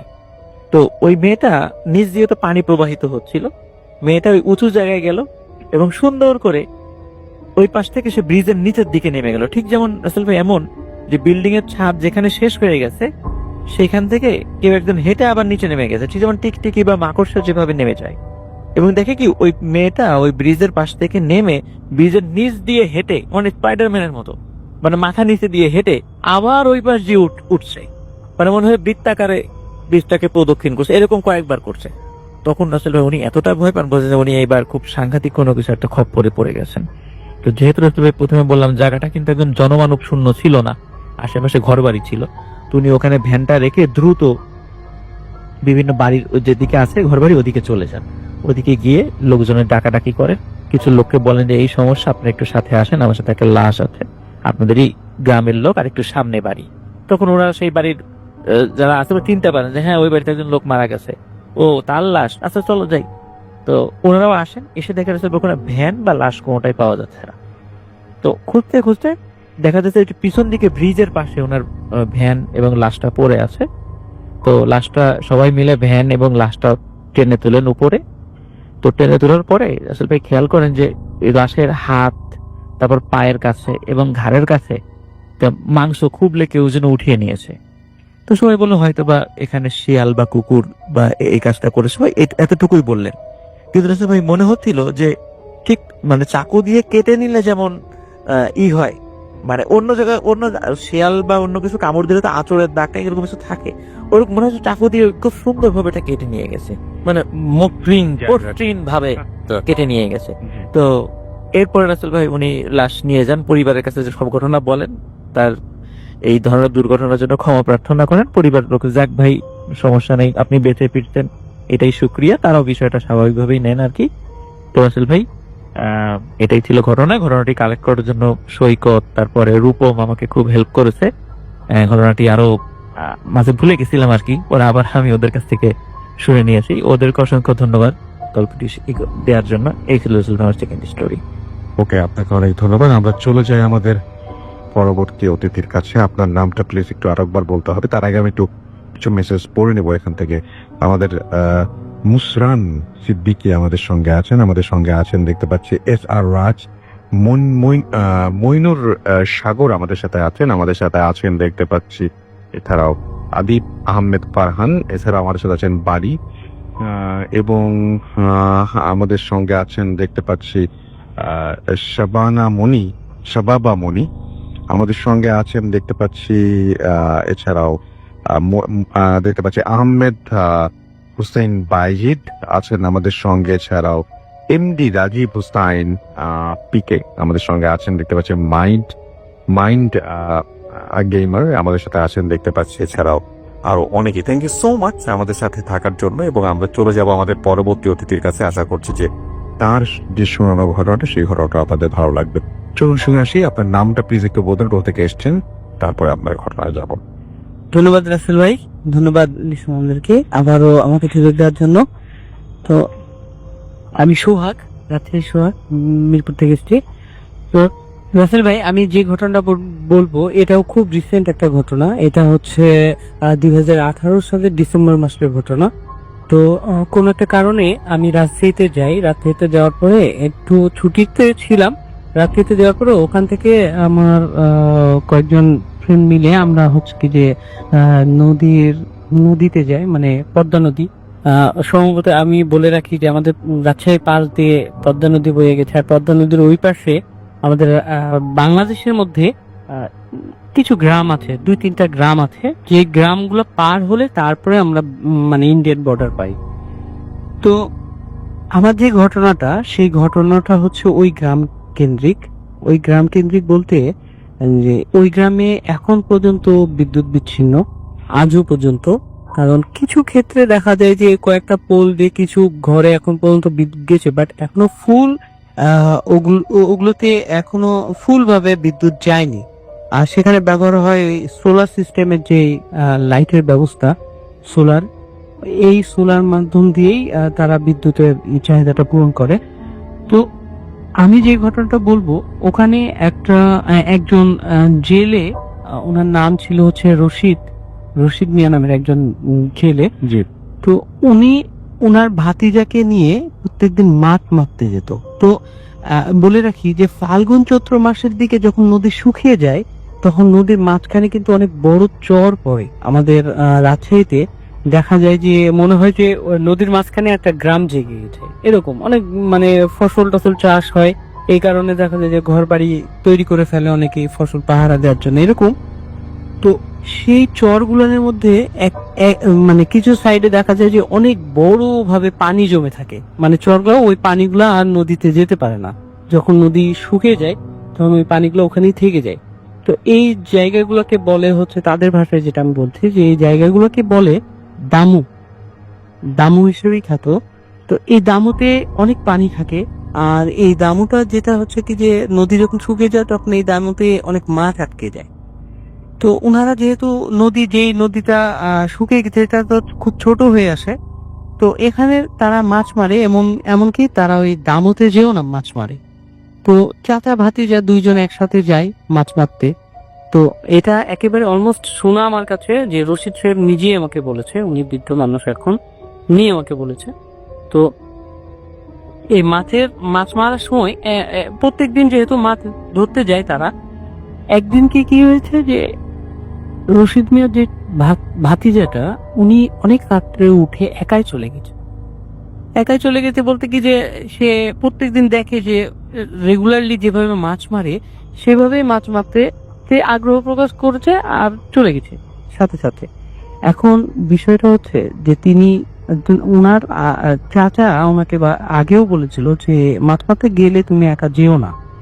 তো উনি প্রত্যেকদিন যেহেতু দেখে যে কোনো বিপদ টিপদ কিছু তো হয় না, মাছ মারতে গেলে সমস্যা কি, আমি যদি একা যাই তাহলে সমস্যা কি, চলে গিয়েছে। একদিনকে রাত্রে, অনেক রাত্রে উঠে চুপ করে কাউকে না বলে সে মাছ মারতে চলে গেছে। তো আমাদের এলাকায় যে জিনিসটা হয়, যে বাঁশ দুই ভাগে ওয়াইয়ের মুখে করে বেঁধে, ওর মধ্যে নেট বেঁধে, ওই নেটটা নিয়ে ঘাড়ে করে নিয়ে, আর মাছ রাখার জন্য যেটা আমাদের গ্রাম্য ভাষায় বলে খলই, যেটাকে বলে বেতের তৈরি হয়, এটা, এই জিনিসটা নিয়ে সে চলে গেছে। উনি ওই নৌকা নিয়ে, আর নৌকায় জাল আছে, জাল নিয়ে চলে গেছে। এবার সে নৌকা থেকে জাল ফেলতে ফেলতে নদী পার করে ফেলেছে। নৌকাটা নদীর এই পাশে রেখে সে এবার বলছে কি, আমি দামোতে যেয়ে মাছ ধরা শুরু করব। ঠিক আছে, ওকে ফাইন। সে দামোর দিকে হাঁটছিল, হাঁটতে হাঁটতে সে খেয়াল করছে যে আমি একটা কথা বলে রাখি, যে বালুর মধ্যে যদি আমরা হাঁটি তাহলে আমাদের পাটা কিন্তু পিছনের দিকে একটু স্লিপ করে, বালুর মধ্যে টেনে নেয় পিছন থেকে। কিন্তু যেই ঘটনাটা ঘটছে ওনার সাথে, যে উনি যে ধাপটা দিচ্ছে, ওই ধাপটা পিছিয়ে যাচ্ছে না, ধাপটা কিছু সেকেন্ডের জন্য সামনে চলে যাচ্ছে, আবার কয়েক সেকেন্ড বন্ধ থাকার পরে আবার স্বাভাবিক ধাপ, আবার কয়েক সেকেন্ড পর পর এই জিনিসটা, যে একটা করে ধাপ, একটা বা দুইটা ধাপ যখন এই সেকেন্ডের মধ্যে পড়ছে, এই ধাপগুলো সামনের দিকে এগিয়ে যাচ্ছে। সো উনি চিন্তা করছে যে আমি এই ঘটনা ঘটছে কিনা। সে মনে করেছে বাতাস হচ্ছে আর ঘুটঘুটা অন্ধকার, তার হাতে লাইট আছে, এটা মনে করছে স্বাভাবিক কিছু, অস্বাভাবিক কিছুই না। সে দামুর কাছে একবার যখন কাছাকাছি চলে গেছে, কাছাকাছি যাওয়ার পরে সে পায়ের এক কবজি অব্দি পানিতে নেমে গেছে। নামার পরে সে খেয়াল করছে যে তার 2-3 সেকেন্ডের জন্য যেটা হচ্ছে, যে পায়ের কাছে এক কবজি পানি কিন্তু অনেকখানি পানি, ঠিক আছে, যেটা বলছিলাম, যে এক কবজি পানি পর্যন্ত নেমে যাওয়ার পরে দেখছে কি 2-3 সেকেন্ডের জন্য ওই পানিগুলা তার পা থেকে দূরে চলে যাবে। ঠিক 2-1 সেকেন্ডের মধ্যে আবার পানিগুলো চলে। তখন সে ভাবছে যে এত তো বাতাস হচ্ছে না যে পানিগুলো এত দূরে চলে যাচ্ছে আর আবার চলে আসছে। তখন সে মনে মনে একটু ভীত সন্দিগ্ধ হচ্ছে যে কি ব্যাপার, কি হচ্ছে। এরপরে সে যখন পায়ের দিকে লাইট মারে, তখন এবার দেখছে কি, যে সে যেখানে দাঁড়িয়ে আছে ঠিক 2-3 সেকেন্ড পর পর সে নিজেই মুভ করছে, মানে যে বালুর করে দাঁড়িয়ে আছে সে নিজেই মুভ করছে। এবার মানে তাকে টেনে নিয়ে যাচ্ছে, যেটাকে বলা হয় আমাদের গ্রাম্য ভাষায় যেটাকে বলা হয় যে টেনে নিয়ে যাচ্ছে। আবার কি হচ্ছে যে 2-3 সেকেন্ড পর থেমে যাচ্ছে, আবার 2-3 সেকেন্ড পর আবার একটু যাচ্ছে, এইভাবে। যেহেতু চরের মধ্যে অনেক গুড়গুটা অন্ধকার থাকে, আর ওখানে তো দামু অন্ধকার, চারিদিকে অন্ধকার, প্রথম সে চারিদিকে এবার লাইট দেওয়া শুরু করেছে। লাইট দিতে দিতে যখন দামুর মাঝখানে লাইট দিয়েছে, অ্যাকচুয়ালি ভাই এটা শোনার পর আমার মনে হচ্ছিল কি এখনো হচ্ছে। তো যখন লাইট দিয়েছে তখন দেখছে এই যে পানির উপরে একজন বসে আছে, পানির উপরে একজন বসে আছে। আর এটা এমন একটা জন্তুর মতো, মানুষের মতো বলবো না, যে তার দুটা হাত আছে, দুটা পা আছে, কিন্তু জন্তুর মতো, যে পুরো গা একেবারে কালো লোমশ, অলমোস্ট গোটা গা কভার, লোমে একেবারে ঢাকা। সে বসে আছে এবং তার চোখ দুটো একেবারে নীল নীল চোখ একেবারে। তো সে যে কাজটা করছে, ওই যে ইয়েটা, যে জন্তুটা, ওই জন্তুটা যে ওই জিহবা, তার জিহবাটা যখন পানির মধ্যে ছেড়ে দিচ্ছে, তখন সব পানি বালু সব 2-3 সেকেন্ডের জন্য উঠে যাচ্ছে, মানে কাছে চলে আসছে, মানে অলমোস্ট সংকুচিত হয়ে যাচ্ছে। যেই আবার জিহবাটা তুলে নিচ্ছে তখন পানিগুলো আবার ছেড়ে যাচ্ছে। এই জিনিসটা দেখার পরে সে খুব জোরে চিৎকার করতে শুরু করে, আর ওই লাইটটা ওর দিকেই ধরে রাখে। আমরা সর্বপ্রথম জানি যে মানে আলো দেখলে নাকি সবকিছু চলে যায়। তো লাইটটা ওর দিকে যখন ধরেছে তখন এই যে নীল চোখগুলা মনে হচ্ছে আরো নীল। এই জিনিসটা দেখ, খুব চিৎকার করার পর সে দৌড়াতে দৌড়াতে ওখান থেকে দৌড়াতে ওই নৌকার করে এসে সেন্সলেস হয়ে যায়। এরপরে যখন ওনার আঙ্কেল যখন খোঁজা শুরু করে যে আমার ভাতিজাটা কই, বাসায় জিজ্ঞেস করছে যে মাছ ধরতে যাবো ভাতিজা কই, তখন মানে ওনার ভাইয়ের ওয়াইফ, যেটা ওই ছেলেটার মা, বলছে যে কেন, ও তো চলে গেছে মাছ মারতে, কেন আপনার সাথে যায়নি? দেন উনি বলছে না, আমাকে তো কিছু বলেনি। তখন এবার শুরু হয়ে গেছে খোঁজাখুঁজি, খুঁজতে যে দেখছে নৌকা নদীর ওই পাশে, কারণ আরেকজন নৌকাকে বলেছে যে আমাকে তাড়াতাড়ি নিয়ে চলেন। নিয়ে যেতে যেতে যখন হচ্ছে কি যে যখন ওই পাশে চলে যায়, যে দেখছে নৌকার গুলো ওই ছেলেটা সেন্সলেস হয়ে পড়ে আছে। তাড়াতাড়ি যখন কাছে গেছে, গোটা গায়ে অনেক খামচানোর দাগ, মানে ওর গোটা গায়ে খামচানো, তখনও কিন্তু সূর্য উঠেনি, মানে ভোর, পুরো গাটা খামচানোর দাগ। সে মানে এমন ভাবে খামচানো যে রক্তাক্ত হয়ে আছে এইভাবে। এখন যখন ওই ছেলেটাকে মানে নদীর এপাশে নিয়ে আসা হয়, নিয়ে আসার পরে যখন মানে বাসায় নিয়ে এসে চিকিৎসা করার জন্য নিয়ে আসা হয়, এর মধ্যে একটা ঘটনা ঘটে। আশ্চর্য যে ঘটনাটা, রাসূল ভাই কি বলবো, যে যখন আস্তে আস্তে সূর্য উঠছে সকালে, ওর গায়ের মধ্যে অনেক লোম গজাচ্ছে। যেই লোমটা, হ্যাঁ, এটা শুনে আমিও খুব অবাক হয়েছি। হ্যাঁ, অনেক লোম গজাচ্ছে, যেটা খুব কালো কুচকুচে এবং মোটা হচ্ছে লোম গজাচ্ছে।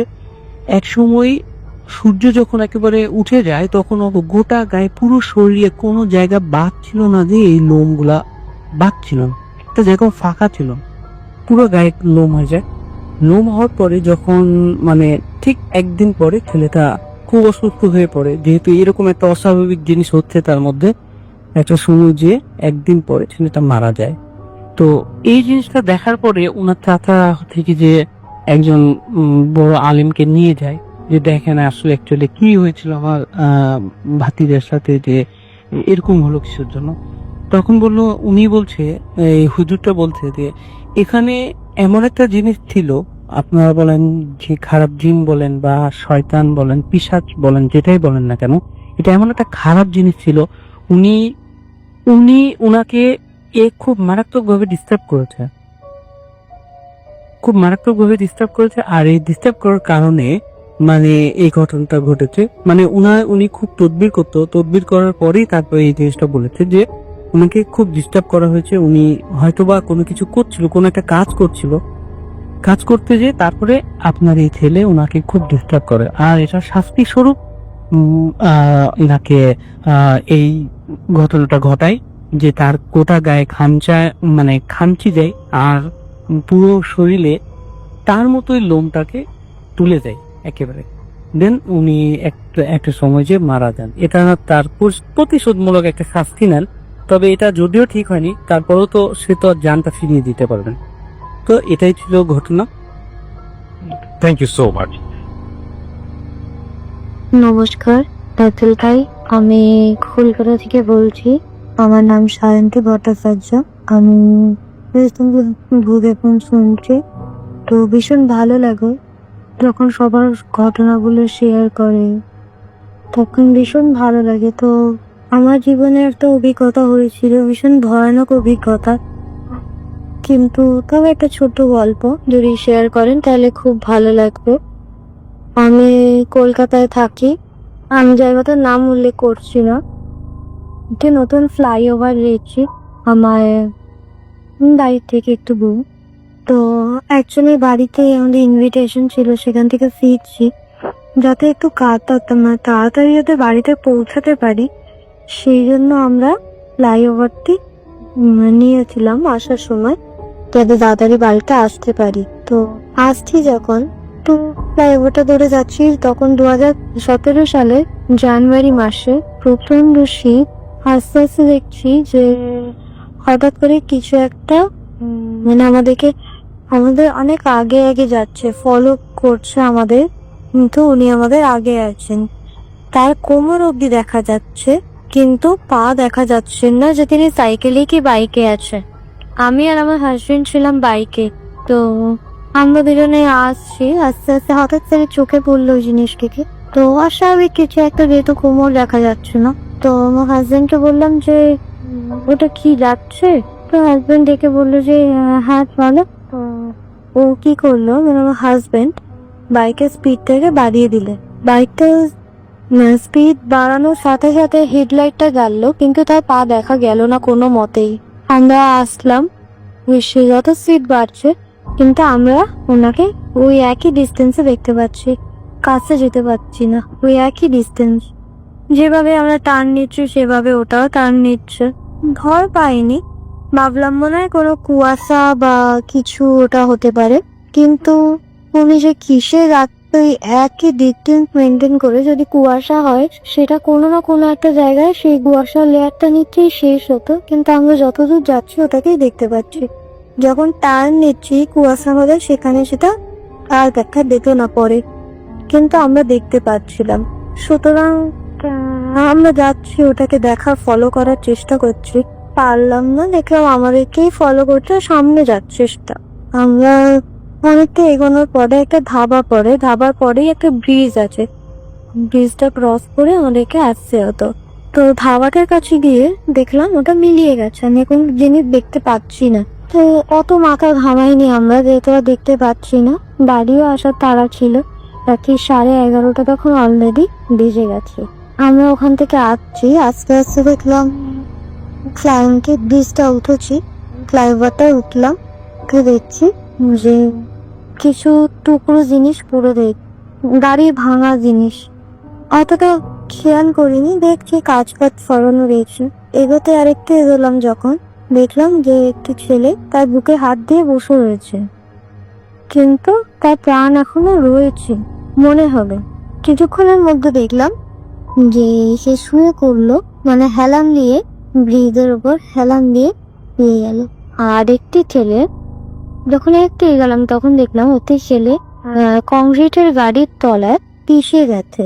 আর যে কংক্রিটের গাড়িটি যে চালাচ্ছিল তিনি নেমেছে, চিৎকার করছে, বাইক অ্যাক্সিডেন্ট হয়েছে ওখানে। তো তিনি নেমে ভীষণ চিৎকার করছে জোরে জোরে যে বাঁচাও বাঁচাও।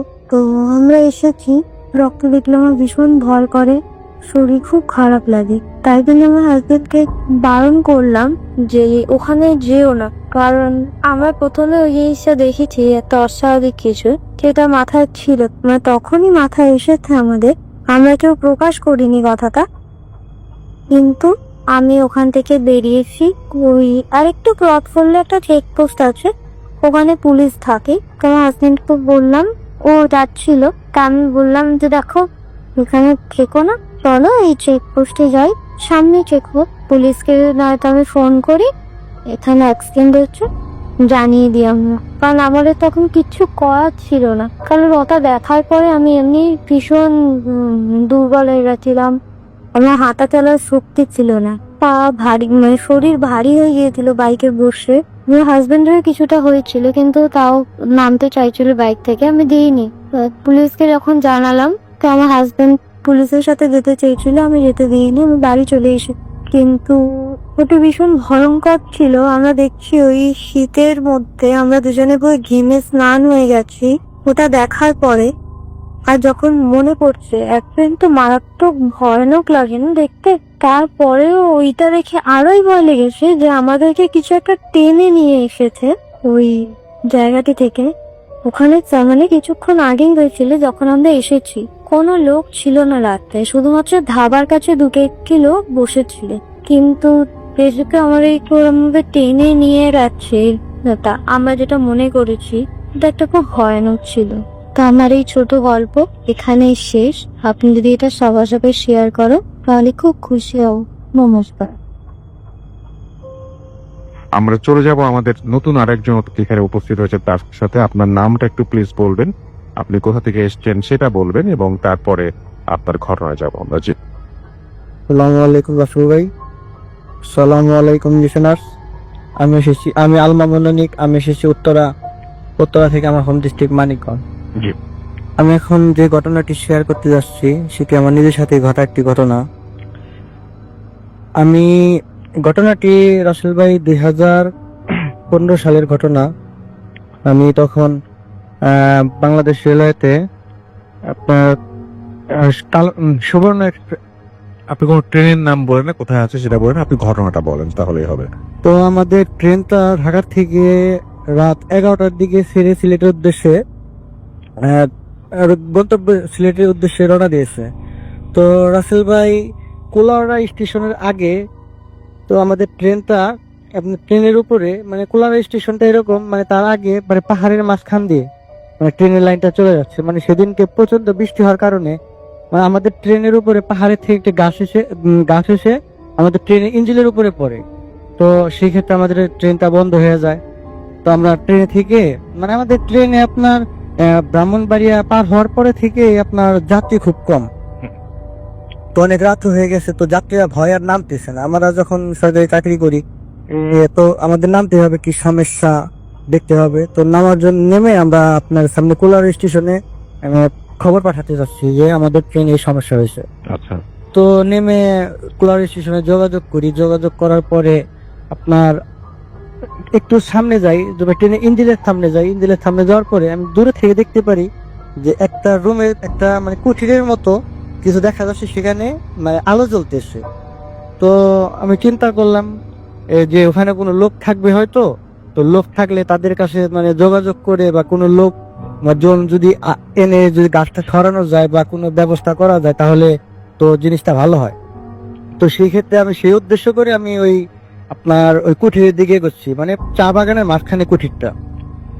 প্রচন্ড অন্ধকার। তো এগিয়ে যখন কুঠিরের দিকে যাচ্ছি, মানে তখন আস্তে আস্তে মানে কুঠিরের সামনে যখন গেছি, আমি কুঠিরের বাইরে থেকে আমি ওই ঘরটার বাইরে থেকে আমি কটর মতো মাংস হাড় দাবানো যেরকম একটা শব্দ পাওয়া যাচ্ছে, ওইরকম আমি একটা শব্দ পাচ্ছি বাইরে থেকে।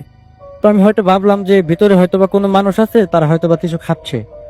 সেই জন্য মানে আমি যখন দরজার সামনে গিয়ে দেখি দরজাটা একটু মানে ফাঁকা ছিল। তো আমি দরজাটা যখন আমি ধাক্কা দিয়ে মানে ভেতরে ঢোকার চেষ্টা করি, তখন দেখি যে দুইটা মহিলা একটা বাচ্চা ছেলের লাশ, তারা মানে জীবিত বাচ্চা ছেলের লাশ চিবে খাচ্ছে। এটা দেখে তো আমি প্রচন্ড ভয় পেয়ে যাই। এবং রাসেল ভাই ওই মহিলা দুটো যখন আমার দিকে তাকায়, তখন মানে আমি মানে কখনো এই দৃশ্য ভুলতে পারবো না। তাদের চেহারা এরকম ছিল, মানুষ সদ্য পুড়ে যাওয়ার পর যেরকম মানুষের চেহারা হয়, মানে কিছু জায়গা মানে সাদা ফেটফেট হয়ে গেছে, কিছু জায়গা কালো, এরকম মানে চেহারার দুটো মানুষ, চোখ একদম লাল টকটক আগুনের মতো, মুখ দিয়ে অজস্র রক্ত ঝরছে। যখন আমার দিকে তাকালো, তখন প্রচন্ড ভয়ে আমি আল্লাহু আকবার করে একটা মানে জোরে আওয়াজ করে আমি সেখানে সেন্সলেস হয়ে যাই। তখন আপনার আমাদের ট্রেনে যে যারা দায়িত্বরত লোক ছিল, অফিসার ছিল, তারা আমার কণ্ঠ শুনে দ্রুত ওই জায়গায় চলে আসার পরে তারা দেখে যে আমি সেন্সলেস হয়ে পড়ে আছি। তারা আমাকে তখন মানে ট্রেনে নিয়ে যায়। ট্রেনে নিয়ে যাওয়ার পরে আপনার মাথায় পানি টানি ঢেলে বা তাৎক্ষণিক কোনো মানে চিকিৎসা দিয়ে আমাকে সুস্থ করে তোলে। এই ছিল রাসেল ভাই আমার ঘটনা। Thank you. Thank you so much আপনার ঘটনার জন্য আপনাকে অনেক ধন্যবাদ। এবং আমি এখন যেটা করব সেটা হচ্ছে চলে যাব সরাসরি আমাদের পরবর্তী যে অতিথি আছেন তার কাছে, এবং আপনি প্লিজ একটু আপনার নামটা বলবেন, তারপর আপনি কোথা থেকে এসেছেন সেটা বলবেন, তারপর আপনার ঘটনায় যাব। থ্যাংক ইউ রাকুল ভাই। আসসালামু আলাইকুম লিসেনার। আসসালামু আলাইকুম রাকুল ভাই। আমি এরশাদ উত্তরা থেকে। রাকুল ভাই, আজকে যে ঘটনা বলবো এটা একজন ইয়েলো ক্যাব চালক। উনি দক্ষিণখান থাকেন, সামাও আমি তাকে চিনি, ওনার নাম জাহিদ ভাই। ওনার কাছ থেকে নেয়া ঘটনাটা ঘটেছে লাস্ট স্যাটারডেতে। তো জাহিদ ভাই যেভাবে বলেছেন আমাকে এক্সপ্লেন করেছেন, আমি এটা বললাম। থ্যাংক ইউ জাহিদ ভাই, আপনি মনে হয় শুনছেন। আচ্ছা, জাহিদ ভাই লাস্ট স্যাটারডেতে রাত 11টার দিকে হাতিপুরে ছিল। তো উনি ওয়াজ ওয়েটিং যে কোনো যদি প্যাসেঞ্জার পায় উত্তরার দিকে তাহলে উনি তাকে নিয়ে আসবে, যেহেতু উনি দক্ষিণখান থাকেন। তো সাডেনলি এক কাপলকে উনি পেলেন যারা এয়ারপোর্টে আসবে। তার মধ্যে যে ভদ্রলোক ছিলেন হি ওয়াজ বিয়ার্ডেড এবং অ্যাজ পার জাহিদ ভাই যে মানে খুবই হ্যান্ডসাম এবং সুন্দর, এবং তার ওয়াইফ সাথে ছিল, উনি আবায়া পরে, তখন বোরকা পরা আর কি। তো এয়ারপোর্টে আসবে ভালো কথা। তো দুজন উঠলো, জাহিদ ভাই রাজি হলেন, নিয়ে আসতেছেন। তো এর মধ্যে উনি রাস্তা একটু মোটামুটি খালি ছিল ঠিক আসার পথটা। তো পিছনে সাধারণত যখন যাত্রীরা উঠে বা হাজবেন্ড ওয়াইফ বলে তো কথাই নেই, টুকটাক কথাবার্তা বলে এটা ড্রাইভার সাধারণত শুনে। অনেকক্ষণ ধরেই তাদের মধ্যে কোনো কথা হচ্ছে না, কোনো শব্দই নেই। বর্ডারে ক্রস করে জাহিদ ভাই মানে ইন্টেনশনালি তাকালেন যে কি ব্যাপার। সাডেনলি দেখলো যে পিছনে কিছু নাই। আমার দেখলাম যে হ্যাঁ, দুজন চুপচাপ বসে আছে। তো এই যে একটু দেখা না দেখা, উনি মনে করছেন যে ওনার মনে হয় হ্যালো দেখার ভুল হতে পারে। তো উনি করে শব্দ করলেন না, উনি চালাচ্ছেন। ঠিক যেহেতু রাস্তাটা একটু খালি ছিল, তেমন একটা সময় লাগলো না। বাট কাওলা ব্রিজটা কিছুক্ষণ আগে ভদ্রলোক বলে উঠলেন, জাহিদ সাহেব ব্রিজটা পার হয়ে থামে। তখন ওনার বুকের ভেতর ধক করছে, বিকজ উনি তো কখনোই ওনার নামটা মেনশন করেনি, নাম্বার 1। নাম্বার 2, যে নাম যেহেতু মেনশন করেননি, এই লোক তার নাম কিভাবে জানেন? তো উনি কোনো কথাই বললেন না। কালো ব্রিজটা পার করে উনি হাতের বাঁ থেকে গাড়িটা সাইড করলেন। সাইড করে উনি ওয়েট করতেছেন যে যাত্রীরা নামবেন। তো কিছুক্ষণ ওয়েট করলেন। যাত্রী নামলে তো অ্যাটলিস্ট দরজা খোলা শব্দ হবে বা কিছু। তারপর তার ভাড়া যেটা হয়েছে লাইক 340। তো এটা দিবে। তো বেশ কিছুক্ষণ ওয়েট করার পর কোনো শব্দ নেই। উনি আবার রিয়ার ভিউ মিররের পিছনে তাকালেন, দেখেন কিছু নেই। তখন উনি আমাকে বললেন, এরশাদ ভাই এটা দেখে তো আমার এত কাঁপুনি শুরু করছে যে আমি কিছু বলতে পারতেছি না। গাড়ি যে চালায় সামনে নিব, আমার এরকম কিছু পাচ্ছি না আমি। খুব তার বডি শেক করছে, উনি মনে মনে দোয়াদৌড়ি করতেছে। সবচেয়ে মজার ব্যাপার হচ্ছে উনি সামনের দিকে তাকায় দেখেন ড্যাশবোর্ডের উপরে নতুন ওনার ভাড়া হয়েছে 335। নতুন 3টা 100 টাকার নোট আর 2টা 20 টাকার 340 ড্যাশবোর্ডের উপর। তো এইটাই ছিল ঘটনা। উনি যখন একটু ধাতস্থ হয়েছেন তখন উনি আস্তে করে ওনার গাড়ি নিয়ে ওনার পাশে এই গাড়ি রেখে ঠিক আজকে এই একটা ঘটনা না আমার আরেকটা বলেছেন, তাহলে পরে ঘটনা। নেক্সট ওয়ান, এটা হচ্ছে গিয়ে রাসেল ভাই আমার এক বড় ভাই। তো সঙ্গত কারণে আমি আমার কোনো ওনাদের নাম বা এটা কিন্তু আকাশপথের ঘটনা, আমি আজকে বলে নিচ্ছি। ওনার নামটা মেনশন করতে পারছি না, প্লাস এয়ারলাইন্সের নামও মেনশন করবো না। বাট আমি ঘটনাতে যাচ্ছি। উনি যেভাবে বলেছেন আমাদের, ওনার কাছ থেকে আমি অনুমতি নিয়ে নিয়েছি বলার জন্য। আচ্ছা, তো এই যে আপনার রিসেন্টলি হজ গেল, যখন হজের আপনার রিটার্ন ফ্লাইট গুলো ছিল, তখন ওনার এয়ারলাইন্স কিছু রেন্টেড এয়ারক্রাফট রেন্ট করেছিল। রেন্টেড এয়ারক্রাফটের উনি ছিলেন কো পাইলট। তো এটা 747। তো ওনাদের দিয়ে ছিল জেদ্দা থেকে আপনার ঢাকাতে ড্রপ করে দিয়ে আবার এমপি এয়ারক্রাফট নিয়ে জেদ্দা যাওয়া। তো নেক্সট ট্রিপ তো এভাবে ওনারা আসতেন এবং গিয়ে ঢাকা থেকে আবার জাস্ট এক্স্যাক্টলি ডেটটা আমার মনে নেই। উনি বললেন যে আমরা রাত 11টায় টেক অফ করেছি এখান থেকে। 11টায় টেক অফ করার পরে ইউজুয়ালি ওনাদের 11 ক্রু ছিল, লাইক উনি ছিলেন কো পাইলট, ওনার পাইলট ছিল, 2জন ইঞ্জিনিয়ার ছিল আর 7জন কেবিন ক্রু ছিল, টোটাল 11। তো ওরা এখান থেকে সাধারণত কিছুক্ষণ পরে মানে একদম যখন 39,000 ফিট আপে চলে গেল, চলে যাওয়ার পরে ওরা অটো পাইলটে ফিট করে তো ওরা একটু মানে ঘুমানোর বা প্রিপারেশন নিচ্ছিল, মানে একটু বিকজ দিচ্ছে like 6 hours 6.5 hour journey direct ফ্লাইটে যেতাম। তো যাওয়ার পরে তো ওরা উনি যেটা আমাকে বললো যে ইটস লাইক 3 hours। এখান থেকে যখন ওনারা ফ্লাই করে তখন আপনার টাইমটা কিন্তু কমতে থাকে, কারণ সৌদি আরবের সাথে আমাদের দেশের সৌদি আরব একটা আমাদের 3 hours পিছনে, আমার সৌদি আরবের যে 3 hours সামনে আছে আর কি, মানে আমরা +6 ওরা +3 জিএমটি। তো বললো সে বাংলাদেশ থেকে ফ্লাই করার সিন খায় 3 ঘন্টা পরে, 3.5 ঘন্টা সাডেনলি যে আমার পাইলট যে উনি একটু উনি খুব, আর আমার মানে ঘুমানো মানে অলমোস্ট ঘুম আমি। তো হঠাৎ খেয়াল করলাম যে আমাদের স্পিড মিটার যেটা অন্য তো অ্যারোনটিক্যাল মাইলে হিসাব করে, অ্যারোনটিক্যাল মাইল লাইক ইট ওয়াজ 270, উনি যেটা বললেন 270, তার মানে কিলোমিটারের জন্য হিসাব করি 510 কিলো, সেরকম মানে 510 কিলো স্পিডে ছিল, এটা কিলোমিটার স্পিডে ছিল। তো বলো আমি হঠাৎ করে ঘুম চোখে দেখলাম যে আমার স্পিড মিটারে যে আমার স্পিড মিটারে যে রিডিং ওটা 0 আর সব ঠিক আছে, রাডারে আমরা দেখতে পাচ্ছি কোথায় আছে, আমরা করতে যাচ্ছি, আমার অল্টিটিউড কত সব আমি দেখতে পাচ্ছি, কিন্তু এটা 0। আমি একটু ভালো করে প্রথমে আমার মনে করলাম যে আমার হয়তো চোখের ভুল, কিন্তু আমি ভালো করে নড়চড় বসতাম। নড়চড় বসার পরে আমি শুধু দেখলাম যে যতদূর আমার চোখ যায়, বিকজ এটা নাইট, ওই আলোর মধ্যে সাদা কিছু অবয়ব আমাদের এয়ারক্রাফটের পিছ দূর দিয়ে, বিকজ এয়ারক্রাফটে ওরা তো ইয়ে করে, হেডলাইট ইউজ করে, ওরা বেশ দূর দিয়ে যাচ্ছে এবং সবার একটা করে লাঠি, সবাই মানে মাথা নিচের দিকে তাকানো একসাথে ওরা চলেছিল। তো প্রথমে আমি ভাবছিলাম যে উনি বললো যে সেটা, প্রথমে ভাবছিলাম আমার চোখের ভুল, তারপরে ভাবলাম আমার হ্যালোসিনেশন হচ্ছে বিকজ ঘুমাই না অনেকক্ষণ, কিন্তু তারপর দেখলাম যে না, ইট রিয়েলি ইটস হ্যাপেনিং। তখন আমি আমার পাইলটকে উঠালাম, তো পাইলটকে ওঠার পর আমার মানে ইঞ্জিনিয়ার 2জন ছিল, ওদেরকে ডাকলাম, যারা আমরা ককপিটে ছিলাম সবাইকে মানে বসি, আর কেবিন ক্রু যাতে পিছনে ঘুমাচ্ছে এটা ম্যাটার। উঠানোর পর আমরা সবাই 4 জনই দেখলাম যে এরকম সবাই তাকায় আছে এবং জাস্ট দৌড় পড়তে যাচ্ছিল।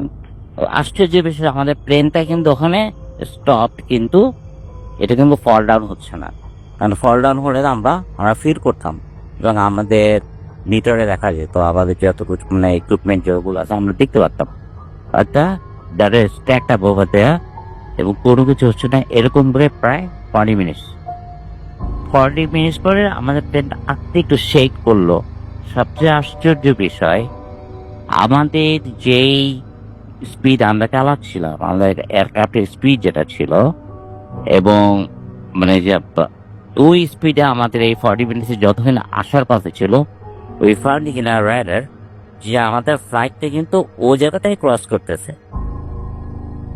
এখন আমার কথা হচ্ছে এই মধ্যে 40 মিনিটের যে গ্যাপ, যেখানে অল্প ওই ফাউন্ড যে আমাদের আমাদের ফ্লাইটের ট্র্যাক্টরে আছে, এটা নড়তেছে না, চলছে না, এটার কোনো গতি নেই। But after 40 minutes what we found that the place we supposed to cross, আমরা ঠিক ওখান থেকেই যাচ্ছি, কিন্তু it was the story by him. Thank you. Thank you so much, thank you. আপনার আরেকজন আমাদের অতিথি আছে, তার নামটা একটু জিজ্ঞেস করবো এবং তার একটা ঘটনা আমরা শুনবো, ছোট্ট কোনো ঘটনা প্লিজ যদি আমাদের একটু শোনাতেন, এবং তার আগে আপনি বলবেন যে আপনি আপনার নাম এবং আপনি কোথা থেকে এসেছেন। আসসালামু আলাইকুম রাসূল ভাই, আমি টাঙ্গাইল থেকে আসছি। আমি টাঙ্গাইল পৌরসভাধীন অলা ভবানীর একটা নাম করা ব্যক্তি আমাদের টাঙ্গাইল পৌরসভার খুব জনপ্রিয়। উনি হচ্ছেন সুফিস থাকোয়াত হোসেন। ওনার একটা ঘটনা আমি শেয়ার করবো আপনাকে। তো সুফিস থাকোয়াত হোসেনের ছোট ছেলের নাম শাহ আলী। তো ও আমাদের এলাকায় আমাদের বড় ভাইয়ের একটা মেডিসিন দোকানে আমরা বসেছিলাম, ও ওখানে বসা ছিল। বাই দ্য ওয়ে কথা প্রসঙ্গে ও একটা ঘটনা আমাদের বলতে শুরু করলো। শাহলি বললো যে আমার জীবনে দেখা একটা তাজ্জব ঘটনা, যে আমাদের বাড়িতে আল্লাহ ভবানীর বাড়িতে ওইখানে একদিন আব্বু মানে সাকত সাহেব ডিপ টিউবওয়েল গাড়ার জন্য লোকান। তারা ডিপ টিউবওয়েল গাড়ার জন্য প্রিপারেশন নেয় এবং কি তার জন্য যে টুল লাগে বা ওটা করার জন্য যে চেয়ার লাগে, তো চেয়ার দিয়ে কাজ শুরু করলেও যখন পাইপের উচ্চতা বেড়ে যায় তখন একটা ছোট টুলের প্রয়োজন হয়। সেই ডিপ টিউবওয়েল ওয়ার্কাররা শাহলিকে বলে যে তুমি আমাদেরকে একটা ছোট টুল বা মোড়া এনে দাও। তো শাহলি ঘরের ভিতরে যে একটা টুল দেখে ছোট, যে টুলের উপর সুখী মামা আগরবাতি মোমবাতি রাখতো প্রতিদিনই জ্বালাও। সেই টুলটা কোনো ছোট ছিল, তখন প্রাইমারিতে পড়তো। তো কোনো কিছু না মনে করে ওই টুলটা এনে ওই কল শ্রমিকদের দেয় যাতে তারা কাজ করতে পারে। কল শ্রমিক কাজ শুরু করে, এমনকি তাদের কাজ যথারীতি চলে, পাইপ উঠাচ্ছে নামাচ্ছে, পানিও পড়তেছে। তো এইভাবে তারা কাজ সম্পন্ন করে। সম্পূর্ণ করার পরে ওই সময় আবার সুবি সাহেব বাড়িতে ছিলেন, উনি বাইরে এসেছিলেন। তো কাজ সম্পূর্ণ করার পরে তারা কল পাইপের সাথে সেটআপ দেওয়ার পরে চেক দেওয়ার জন্য কলটা চাপ দেয়। অনেক চাপাচাপির পরে তারা পানি পায় না, শুধু মানে চাপতেছে ঠিকই, বাতাস আসতেছে কিন্তু কোন রকম পানি উঠতেছে না। তো তারা মানে প্রচন্ড রকম তাজ্জব হয়ে গেল, এটা কিভাবে সম্ভব যে আমরা পানি বের করে বালু ফেলে, পানিতে বালু ফেলে আমরা পাইপ গাছছি এবং কি টিউবওয়েল সেট আপ দিচ্ছে, এই টিউবওয়েল কেন এখন পানি উঠতেছে না, এটা তারা হিসাব মিলাইতে পারবে। ইন দ্য মিন টাইম সুফি সাহেব বাড়িতে আসছে। আসার পরে সুফি সাহেবকে বলতেছে যে হুজুর আমাদের টিউবওয়েলটা তো পানি উঠতেছে না। তখন সুফি সাহেব বলে পানি না ওঠার কি কারণ? তখন বলি যে আমাদের সাইটে সেট আপে কোনো সমস্যা নাই, এই কারণটাই আমরা বুঝতে পারতেছি না, এর কারণটি। তো উনি বললো যে ঠিক আছে তোমরা একটু ওয়েট করো, আমি একটু ঘর থেকে আসতেছি। মানে উনি ওনার রুমে গেলাম, উনি জাস্ট ওনার জন্য গেলেন। এই কিছুক্ষণ উনি রুমের ভিতর থেকে দৌড় পেরে বের হয়ে আসতে, এই আমার ঘরের আসন মানে আমার টুলটা কোথায়, যে টুলে আমি আগরবাতি মোমবাতি রাখি। তখন আলী বলতেছে আমি তো ওইটা এনে কল শ্রমিকদের দিচ্ছি। তো সে দেখে যে টুলটার উপরে দাঁড়ায় কাজ করছে। তখন সে বলতেছে সর্বনাশ হয়ে গেছে, আমি আমার সাধনার যত পাওয়ার আমি এই মানে এই টুলটা আমার আসন, এই আমার যত সাধনা পাওয়ার তাদেরকে আমি এই টুলের মাধ্যমে আমি কল করি, এই টুল দিয়ে ব্যবহার করি। এই টুল পাড়া দিয়ে ওরা কাজ করতে দেখে এই টুলের যাদের পাওয়ার আছে তারা এই অভিশাপে এই কল থেকে পানি উঠতেছে না, আমি কি উঠবেও না, এটাকে নতুন ভাবে গাঁথতে হবে কি তাহলেই উঠবে। তো এই ঘটনা যখন আমি ও আমার বড় ভাই সাহায্যের কাছ থেকে শুনলাম, তখন আমরা কি বুঝলাম যে সুফি সাহেবের কাছ থেকে হয়তো বা এর চেয়ে তো মজাদার আকর্ষণীয় কোনো ঘটনা পাবো। তো একদিন সুফি মামা আসলো ওই দোকানে, বড় ভাইকে বলেই রাখলাম যে ওনাকে আসতে বলেন, আমরা একটু শুনি, মজারও হবে। তো উনি একদিন আসলো, আমরা সবাই মিলে আড্ডা মারার পরে ওনাকে আমি জিজ্ঞাসা করলাম যে আচ্ছা মামা, আপনি তো এই জীবনে আমরা জানি আপনি অনেক কিছু করেন, চিকিৎসা করেন, অনেক কবিরাজি করেন, তো আপনার জীবনে চমৎকার কোনো ঘটনা থাকলে বা ভয়ের বা অতি ভৌতিক কোনো ঘটনা থাকলে আমাকে বলেন। তখন সে বলতেছে আমার জীবনে তো অনেক ঘটনায় আসতো, কোন ঘটনা বলি, তবে আমার জীবনে সাধন শুরুর পর্যায়ে একটা ঘটনা তোমাদের বলতেছে যেটা আমার জীবনে মোড় ঘুরিয়ে দিয়েছে, আমার চরম ক্ষতি করে ফেলছে। বললাম যে তাহলে বলেন শুন। তো আমরা তার কথা শুনতেছেন। মুস্তফি মামা বলতেছে যে আমি যখন প্রথম জীবনে আমি তরিকত লাইনে ঢুকে আমার পীর মুর্শিদের দোয়াতে আমি আমল শুরু করি, এই আধ্যাত্মিক আমল, তখন আমি আমলরত অবস্থায় রত অবস্থায় এক পর্যায়ে আমার আমলের সফলতা শুরু হয় এবং সে পর্যায়ে অনেক আলামতের মধ্যে আমলের চরম পর্যায়ে মানে সাধনা শেষের দিকে আমি একজন মানে মানে সাদা কাপড় পরিহিত একজন ব্যক্তিকে আমার সামনে হাজির দেখতে পাই।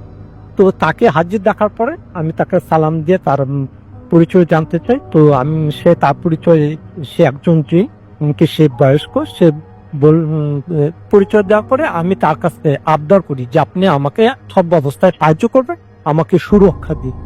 তখন সে জিন বলল যে হ্যাঁ, আমি তোমার তত্ত্বে রাজি আসছি, কিন্তু আমারও একটা শর্ত। কি শর্ত আছে? তখন সে বললো যে আমি তোমাকে প্রোটেকশন দিব, তোমার বাড়ি বা তোমার আশেপাশে যখন প্রয়োজন হবে আমি সাপের বেশে বা সাপের রূপ নিয়ে আমি তোমাকে প্রোটেকশন দেব। আর সবচেয়ে বড় কথা, তোমাকে আমাকে চিনতে হবে। এই দায়িত্ব এবং কি এই ওয়াদা বা এই প্রমিস তুমি আমাকে করো। তখন সে দেখলো যে অবশ্যই আমার সাথে যেহেতু সে প্রমিস করছে, আমাকে প্রমিস তো তার সাথে করতে হবে। তো সে এই প্রমিসটা রাজি হয়ে যায়।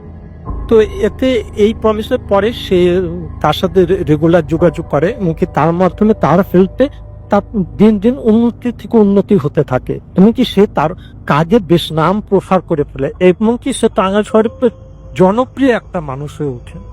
যারা পুরানো আসতেন, সুফি সাকফাত, উনি টাঙ্গাইল পৌর উদ্যানে বসতেন। ওনাকে মোটামুটি সবাই চিনে, যারা টাঙ্গাইলে আসেন মোটামুটি চিনবেন আপনারা। তো সুফি সাকফাত মামা তখন বললো যে আমি এই কাজ করার পরে আমার ফ্যামিলিতে মেম্বার, আমি, আমার ওয়াইফ, এমনকি আমার 3 বাচ্চা, তো আমাদের এই একটা নতুন বেবি হলো। তো বেবি হওয়ার পরে আমরা সেই বেবিটাকে নিয়ে খুবই মানে আনন্দিত। তো একদিন আমি বাড়িতে আসছি, আইসা দেখি যে পাশের বাড়িতেও অনেক ডাক্তারদের হয়েছে, লোকজনের হয়েছে। আমি দুপুরে পাশের বাড়িতে যাই দেখি যে একটা সাপকে ঘেরা কারা মারার জন্য খুব মানে প্রস্তুত হয়ে গেছে। মানে একটা সাপকে ঘেরা সবাই মিলে হইচই করতেছে সাপটাকে মারবে। আর সাপটা একটা গর্ত মানে মাটির দুয়ারের গর্তের মধ্যে লুকায় আছে। আমি যাই দেখি যে সাপটা আমারই পরিচিত, যে সাপ যে মানে রূপ নিয়ে আমাকে দেখা দেয় মাঝে মাঝে, সেই সাপটা তার মাথায় একটা লাল দাগ দেওয়া। তো আমি তো বললাম যে সর্বনাশ, এই সাপ যদি মারা যায় তো আমার প্রচন্ড ক্ষতি হয়ে যাবে সব দিক দিয়ে। তো আমি সেই সাপটাকে সেই মানে প্রতিবেশীদের বাচ্চা বা অন্য বড়দের হাত থেকে বাঁচিয়ে আমি আমার বাড়িতে নিয়ে আসি। তারা জানে যে আমি সাপ বা কবিরাজি চিকিৎসা করি, এটা আমরা করতে পারি। আমি তো সাপটাকে উঠিয়ে আমার বাসায় এনে আমার এই মানে নির্দিষ্ট জায়গায় ফেলে দিই। তো এইভাবে চলতে চলো, খুব ভালোই আমাদের দিন কাল চলতে চলো, আল্লাহ চলতেছিল। তো একদিন আমার যে ছোট বাচ্চাটা হয়েছিল, ওই বাচ্চাটাকে আমার ওয়াইফ মানে গ্রামের লোকের আগের দিন ওই মেয়েদের কাপড় 2 দিকে বেঁধে ঘরের 2 কানিতে বেঁধে ওই বাচ্চা ওই কাপড়ের মধ্যে রেখে দোলনা তৈরি করতো। তো ওই দোলনার মধ্যে আমার বাচ্চাটাকে রেখে আমার ওয়াইফ পানি আনতে যায় ঘরের বাইরে। তো ঘরের বাইরে পানি আনতে যে ফিরে এসে দেখে যে বাচ্চাটা যে কাপড়ের দোলনায় দুলতেছে তার ঠিক উপরে মানে বাঁশের আড়ে একটা সাপ, বড় সাপ জড়িয়ে ওই বাচ্চাদের দিকে দুলতেছে। সাপের সাথেও কাপড় সেই বাচ্চার সাথে দুলতেছে। তো এই অবস্থা দেখে তো আমার স্ত্রী তো মানে দেখি অবাক যে আমার বাচ্চাটাকে কামড় দিয়ে ফেলে কিনা। তো চিৎকার করে বাইরে আসতো। আমি তখন বাসায় বাঁশের আড়ে তৈরি করার জন্য বাঁশ কাটতেছিল। আমাকে আইসা আমার মানে চিৎকার দিয়ে বলতেছে যে বাবুর উপরে দোলনার উপরে সাপ। তো আমি ওইখানে যাই দেখি যে সাপটা সত্যি দুলতেছে, কিন্তু সাপের যে মানে মুখের বরাবর যে লাল দাগটা সেটা আমি দেখতে পারিনি। তো আমার কথা হচ্ছে যে আমার বাচ্চার এমন ভাবে দুলতেছে যে আমি ভয়ে আমার হাতের যে পাটকাটার যে ধারালো দাঁতটা ছিল সেই দাঁতটা দিয়ে বাচ্চাকে বাঁচানোর জন্য আমি সাপটাকে কোপ মারি। একটা কোপ মারাতে সাপ 2 খণ্ড হয়ে 2 পাশে পড়ে যায়। মাটিতেও পড়া শেষ সাপটা বা মিলে উধাও হয়ে যায়। ঠিক তখনই আমি বুঝতে পারলাম যে আমি আমার জীবনের সবচাইতে বড় ভুলটা করছি। আমি আমার নিয়ামত, আমার মানে আমার সাধনার সর্বোচ্চ শক্তিকে আমি নিজে হাতে ধ্বংস করে ফেলছি। সাথে সাথেই আমি পাশে দেখে আমার চেয়ে অজ্ঞান হয়ে পড়ে গেছে। বাচ্চা তো বাচ্চার মতোই আছে। তো এই অবস্থায় আমার চেয়েকে জাগিয়ে কোনোভাবে পরিবেশ সামাল দিয়ে আমি আমার পীর সাহেবের কাছে যাই এটা হলো গাজীপুরে। তো দরবার শরীফে যাওয়ার পরে আমি আমার সে তার পীর সাহেবকে জানাই যে এরকম এরকম কথা, যে হুজুর আমার তো এত বড় অন্যায় হয়ে গেছে, আমি এখন কি করব? তখন পীর সাহেব কিছুক্ষণ চোখ বন্ধ করে থেকে বলে যে তুমি তোমার জীবনে সবচেয়ে বড় ভুল করছো, এটার প্রায়শ্চিত্ত তোমাকে করতেই হবে। তখন সে বললে এটা কিভাবে হবে, কেমন হবে, আমাকে আমাকে এই মধ্যে করণীয় কি? তখন সে বলতেছে যে আপনি তোমার একটা কাজ করতে হবে, তোমাকে আর একটা চিল্লাত দিতে হবে, যে চিল্লাত দিয়ে তুমি তাকে আনছিলে সে চিল্লা দিয়ে তার সঙ্গীদের তোমাকে হাজির করতে হবে, তাদের সাথে কন্ট্যাক্ট করতে হবে। ঠিক সে বললো যে তারপরে কি আমার সমস্যার সমাধান হয়ে বললো যাবে হুজুর? তখন পাদ্রী সাহেব বললো যে না, এই সমস্যার সমাধান হয়তোবা এইটার সমাধান বললাম, তুমি এটা যদি সফল হবে এই ছেলে, তাহলে তুমি বেঁচে যাবা, কিন্তু তোমার ওয়াইফ আর তোমার বাচ্চারা বাঁচানো কঠিন হবে। তো এই অবস্থার পরে সে চলে আসে, সে চিল্লা শুরু করে। তার কথা হলো রাত্রিবেলা তাকে একটা ঘরে থাকতে হবে, সে চিল্লা শুরু করে। ঠিক এই চিল্লারত অবস্থায় একদিন তার পাশের ঘর থেকে তার ওয়াইফ, এই যে ঘরের চিল্লা দেয় সে ঘরে তো কেউ যাবে না, তো পাশের ঘর থেকে ওয়াইফের চিৎকার শুনে সে চিল্লারত অবস্থা থেকে ছুটে এসে বেরিয়ে এসে দেখেতে তার ওয়াইফ পড়ে আসতে, তার মাটির উপরে যে বিছানা তৈরি করা হয় এতে পড়ে আসতে, আর তার ওয়াইফের পায়ের দিক থেকে একটা সাপ বেরিয়ে চলে যায়। এটা দেখার পরে সে দেখে যে তার ওয়াইফের পায়ে সাপের কাম। তো এই অবস্থায় দেখে সে তার ওয়াইফ মৃত অবস্থায় ছেড়ে তার ওয়াইফকে পায়।